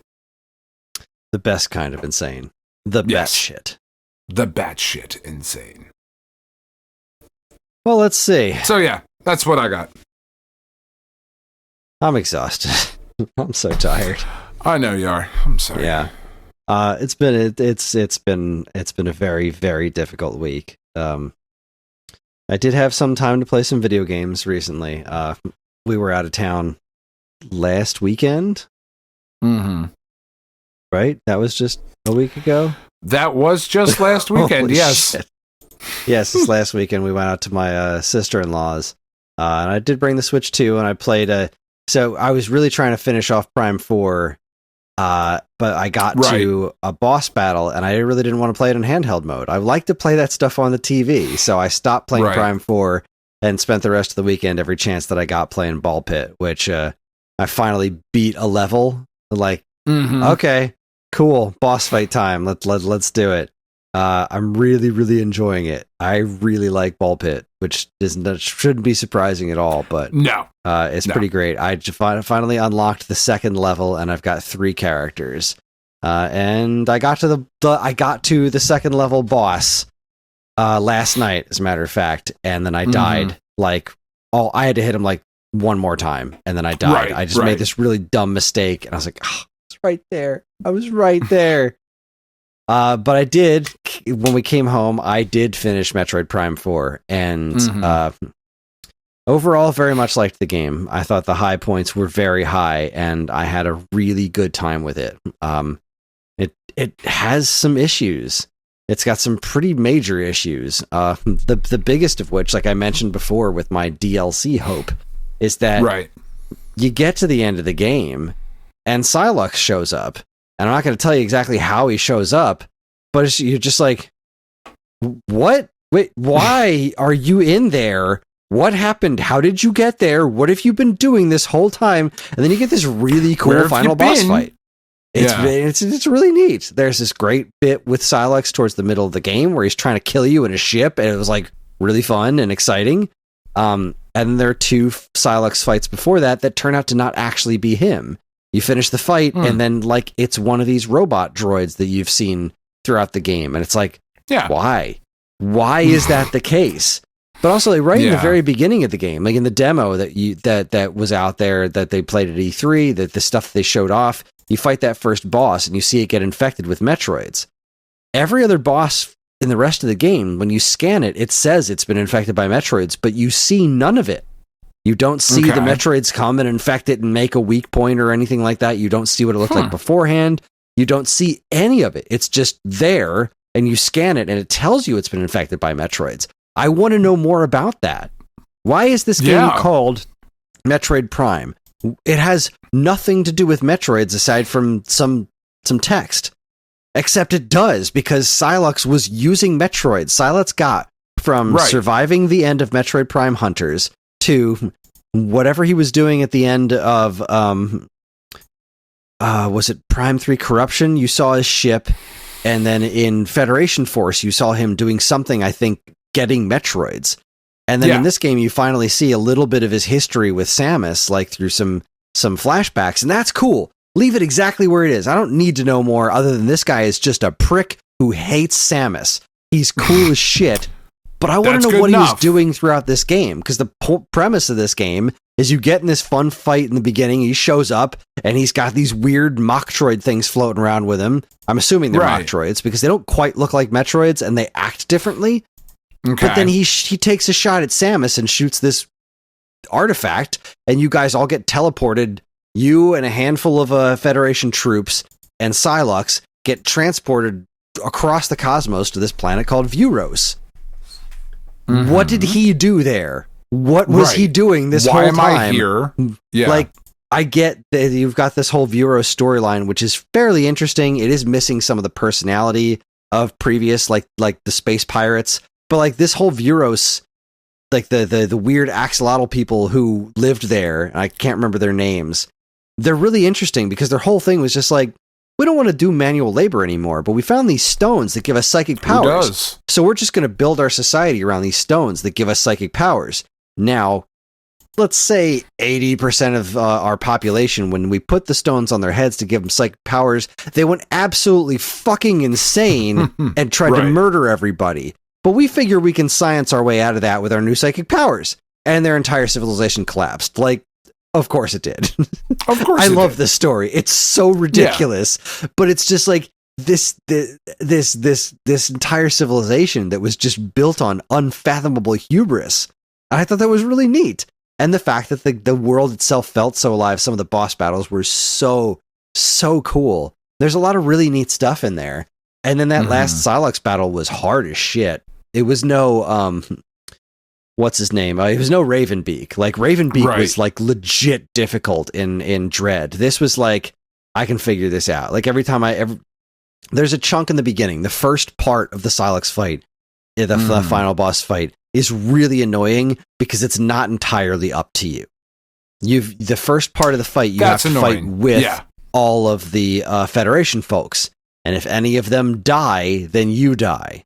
And that's not entirely up to you. You'd like to think there's always going to be a way for you to save everybody that makes that kind of thing fair. But there's this lightning patch of attacks that Sylux will do where he will zap the ground, and none of the NPCs are smart enough to get away from where the ground is going to be zapped. So if two different characters get zapped at the same time, you go heal one of them, the other one's too far away to be healed before he zaps the ground again. If he zaps the ground where that person happens to be again, you die. And there's nothing you can do about it except hope that doesn't happen. And that is really annoying.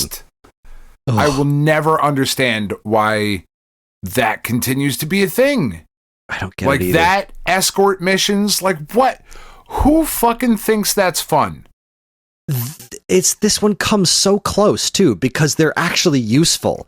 When you're fighting him, they'll dodge certain things, but they will do attacks that are useful because he has all these like tentacles that are shooting out all over the place, and they will fuck up some of the tentacles for you. It's great. That's cool. Except once that part happens and they can't dodge basic attacks that are super easy to dodge. Like, come on, guys, just stay alive. And then you've got to heal them. And while you're healing them, sometimes you'll get hit by something insane, or one of them will just fucking up and die, and it's like, oh shit, game over. Why did you up and die, you asshole? Yeah. Yeah. And it does try to do something with the ending that I think is just profoundly unearned. And there's some real they never take their helmets off, and it doesn't make any sense other than budget. Like they're always talking to each other. Like eventually, all the NPC characters. The Mandalorian route. Yeah, except there was. Oh, sure, it's a part of your culture. Okay. At least there was a reason for it in the Mandalorian. At least they gave a reason. In this one, like they all wind up in this one safe place, and they're just talking to each other with their helmets on all the time. And you're just like, okay, I guess they didn't want to animate their mouths moving, but this doesn't make any sense. They didn't even give like, oh, we might not be able to breathe the environment. There was none of that. Because when you meet them, that's a real simple out. When you the meet air them, here is they toxic. open their we masks. Can't take them off.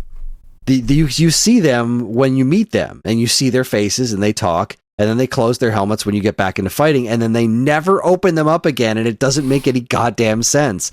And it's those little pieces of they ruin the immersion, which Metroid Prime is so good at, that level of immersion. Those little details that are missing, and you can tell it was just a development time problem. Like this game had been in development for 150 years. Like we just got to get it out the door at this point. Which is a shame. I'm still because really excited to start it. You should, because there really are some great bits in there. We're not talking about Other M, where it's like, no, this is a bad game with some high points. Prime 4 is a solid game with some great points and some stuff that makes you wish they could have done a little bit. They could have pulled it off a little bit better. But man, if they really do follow this up with Prime 5 and 6, and they're making it this Silux trilogy thing, and they get to do this from the ground up properly for Switch 2, we could have something very, very special on it. I hope so, man. I played a game that was gifted to me by Anthony on Discord. Thank you very, very much. This game is called Pipistrello and the Cursed Yo-Yo. Oh, I really want to fucking play that. That looks so good. It's very cool so far. I love the mechanics. The visuals are odd. I really don't know what I'm supposed to be. I can't tell if I'm a cat or a rat, or if these giant ear-looking things are a part of my head or something my character is wearing. I really have no idea. But the general mechanics have been really good so far with the yo-yo attacks and the way they bounce off of these corners and stuff. It's very, very clever. I do feel like I'm missing something because I got to the kind of main city area, and there were these turtle characters that show up that just keep dropping these mines all over the place, and I'm having a hard time hitting them because you can only attack straight, and you just don't have a lot of health. So I've died a couple of times just because they just barf them up constantly, and there's just like, now there's mines everywhere, and I'm going to try to walk close enough to hit it with my yo-yo or get into a straight line, but oh no, I tapped the corner of it and I lost another heart, and it's getting kind of frustrating, and I'm not very far into it, but the writing is fairly clever so far. I don't know where this story is going, because you're a rich kid nephew of an effectively just flat out evil billionaire witch lady who monopolized all the electricity in an area, and her company is like owns everything. And then these other evil rival, like just as evil as you, rival electric companies tried to steal something, and it wound up with your aunt's spirit getting stuck in your yo-yo. Like, you don't care about any of this stuff. That does happen. A yo-yo lunatic, and you came to borrow money from your aunt who's richer than God, and then her soul got stuck in your yo-yo, and you go from there. It's very it's very fun to play, and I'm looking forward to playing more of it. So thanks, Anthony. It's that's awesome. It's sitting here on my Steam wish list. It's $20 currently. I think I will get it at some point. It's got a very Legend of Zelda kind of vibe. You know what? That's what I kind of thought when I looked at the trailer. But maybe not. This is giving me far more it's giving me more vibes, because it's a lot more talkative than like a 2D Zelda. Okay. And it's giving me more Spike McFang vibes. Okay, I mean, that's not a terrible thing. That's not a terrible thing at all. And also, just the gameplay-wise, it is pretty different from Zelda because you wind up doing a lot of this, like, these bank shots with your yo-yo. It's really a lot of figuring out, where can I throw this to make it bounce around the screen in the right way, the right pattern to take out all of these enemies without taking damage. It's really interesting. I'm very, very into it. Yeah, it looks very cool. I don't know if it looks $20 cool to me, but like 10? I feel like I'm super into it at 10. I'm sure it will. I mean, it's Steam. It's Steam. Yeah. I also put a little bit of time into the brand new Suika Game Planet. Mm-hmm. It's neat. It's a neat take on Suika Game. It disappointingly has the exact same music. That Suika Game song is quite the earworm, and I would expect it to be in the game, but it's the music. It's the exact same recording of the exact same song, that's it. That's the song of the game. And that's a little bit of a disappointment. Plus, like... That's a little weird. It's very set up for nickel and diming you through DLC. But the basic premise of putting this in this circular situation instead of dropping things into a well, I think works really... It's an interesting spin on the game. The controls are somewhat problematic, I think. So you're moving around in a circle and you can only move left or right. So when you're upside down, you feel like you should be moving one way as opposed to another. It's hard to explain, but when you're playing it, the controls are oddly unintuitive. Not game-breakingly so, which fortunately this game doesn't really do a lot in terms of timers, so it really doesn't matter that the controls can feel backwards half the time sometimes, but all in all, it is slightly annoying that it just seems like a little bit more effort could have been put into making the controls, or at least giving us a couple of control options to make it a little bit easier to use. But I think the most interesting thing that I did this week was Ellie found some cooking game on Roblox, and Karen saw her playing it and was like, we should play Overcooked sometime. I haven't played Overcooked in a long time. But we booted it up, and the four of us played Overcooked, and it was really freaking fun. Because the kids are finally old enough now to really get it. To play it. To properly play it. Not to just be there, but to actually so now we're play. working together. Now we're figuring out how to get these things done. And we had a blast. Overcooked is such a good game. It's not bad. Yeah, it really does hold up. Stand the test of time. But tomorrow morning, I mean, it's late. I'm exhausted. I've had a lot going on, especially this week. And tomorrow, I don't have anything going on. This weekend is just basic chores, grocery shop, and laundry. It's going to be rainy. I'm going to wake up tomorrow morning. I'm going to come down here to my basement. I'm going to sit in front of the Atari VCS back there, and I'm going to play Roasty Buds and maybe start Adventure of Samsara. I'm going to spend at least an hour down here just chilling, playing video games, keep my mind off of life because, hey, it's Hopper. That's not a bad thing. Hey, buddy. How you doing, hey, pal? Hopper. Hey, bud. He's a good dog. Before we bounce out, I did forget to mention because, like you said, it's been a week. Last weekend, so the disaster that was Roddy's computer, right? The absolute disaster. Like, oh, let's buy him a graphics card for Christmas. Cool. Bought him a graphics card. Okay. Doesn't fit in the fucking computer case that we have. The fucking pre-made HP thing that he had or whatever. Okay, cool. Fine. Let me start cutting his case apart. Well, let me transfer it to a different case. Okay, I'm going to transfer it to a different case. Fuck, I can't do that. None of the shit lines up. Okay, because it's not the right type of... this is on video, Kris. Whatever you're doing there. Just stretching my... I don't have an ass. I don't know if you know this about me. Like. I do.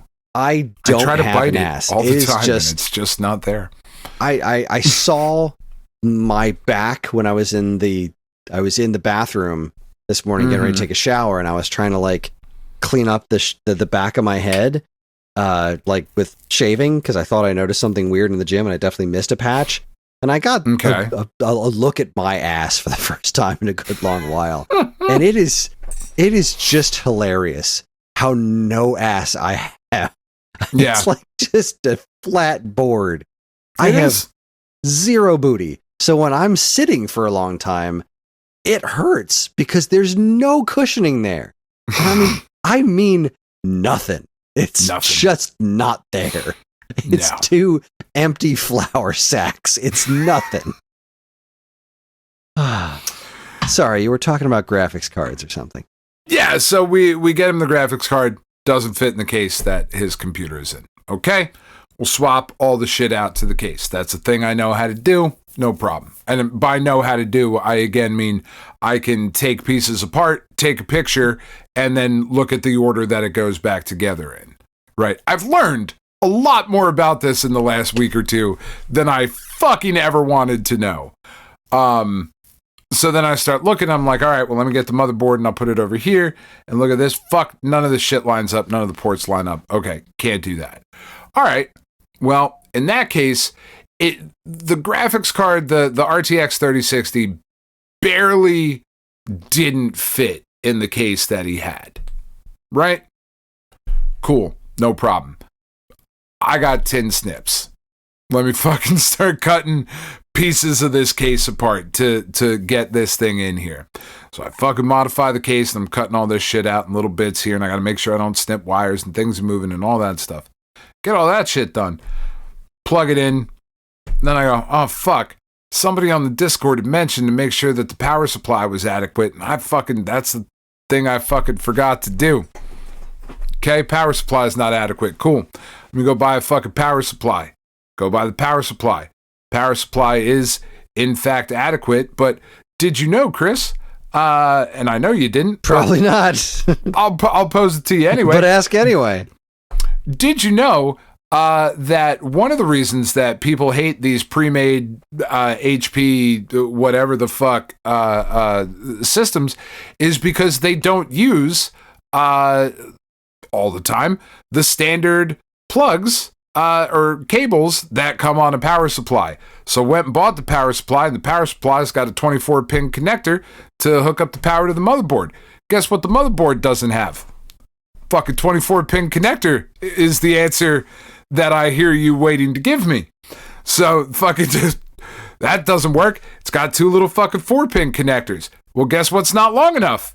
The two fucking 4-pin connectors that are on the power supply unit that I purchased. So I'm like, okay, theoretically, in my mind, it makes sense that I can plug in the graphics card, turn the computer on, turn on the graphics card, turn the computer on secondary with its own power supply.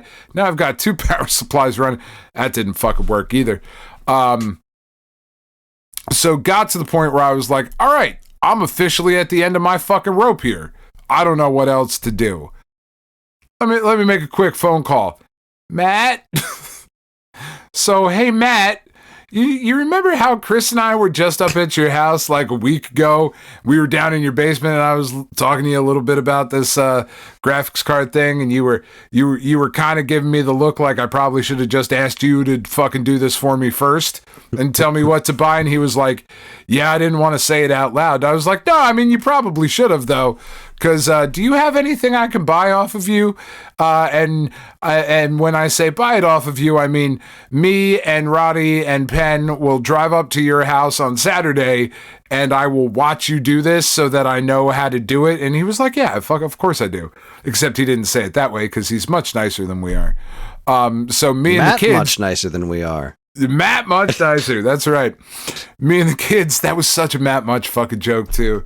God damn it, I love that guy. We drove up to Matt's house this past Saturday, and he really fucking hooked it up. He had a case and a new motherboard, and was able to Frankenstein what I had purchased and what we already had, the Ryzen chip and the RAM and all that stuff. Take it out, put it in the new thing.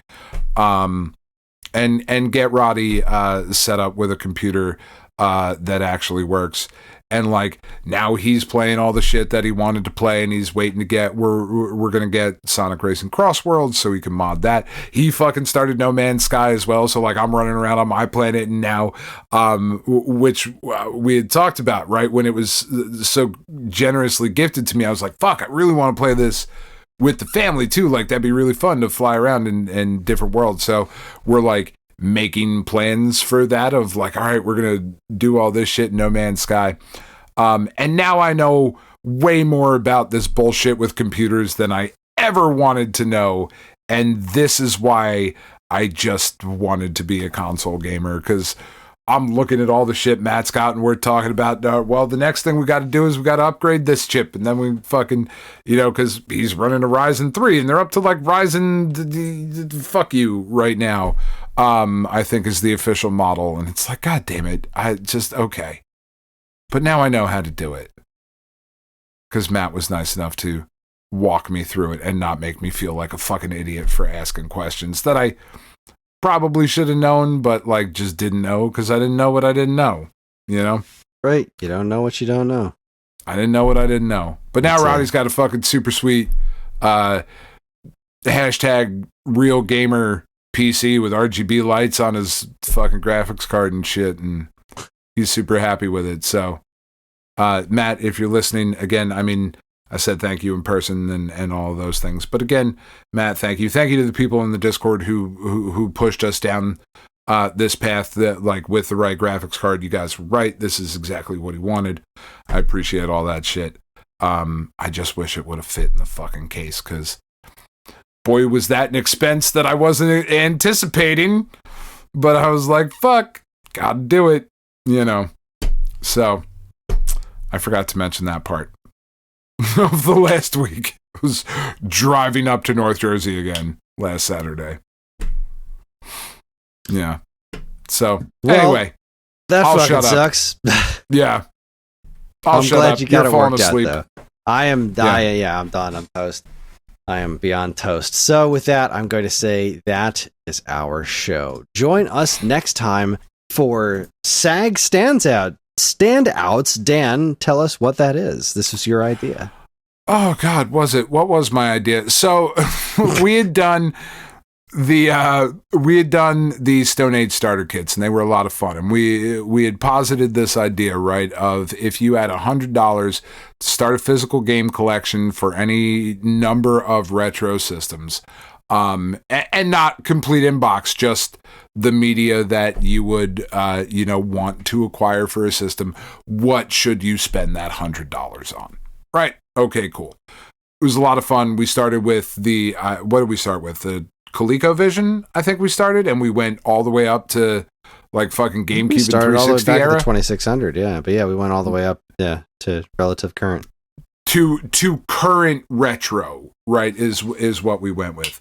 So I thought it might be interesting to have that same conversation again, except this time limited to 5 games, but money is no object. So what are the 5 games you need to play if you are getting a retro system? Right, you've got all the peripherals, you've got everything you could possibly want, and you've got unfettered access to the games. What are the games you need to play? And those would be our Stone Age standouts. So that is what we will start with next week. Kris, what system are we starting with? I think we got to start with the 2600. That's all what the I way thought. Back. Yep. Done and done. So right. Next week we will talk about the 5 games you need to play on the 2600 regardless of price. And it's just 5 copies of Miniature Golf. You heard me first. That's fucking right. That's right. I expect our Discord to be active and getting us your lists of the 5 games you must play. I expect YouTube comments. I expect the fucking people from X-Reel to send us some glasses along with your comments about the 5 games that we should play on the Atari 2600 on our brand new X-Reel AR 171-inch screen goggles. That's what I fucking want. All right, everybody. We're on most social media platforms, and if you want to get in touch with us, we aren't very difficult to find. All it takes is a quick look at our show notes, and you'll see links to our social media accounts, as well as all manner of other fun stuff. Oh, boy.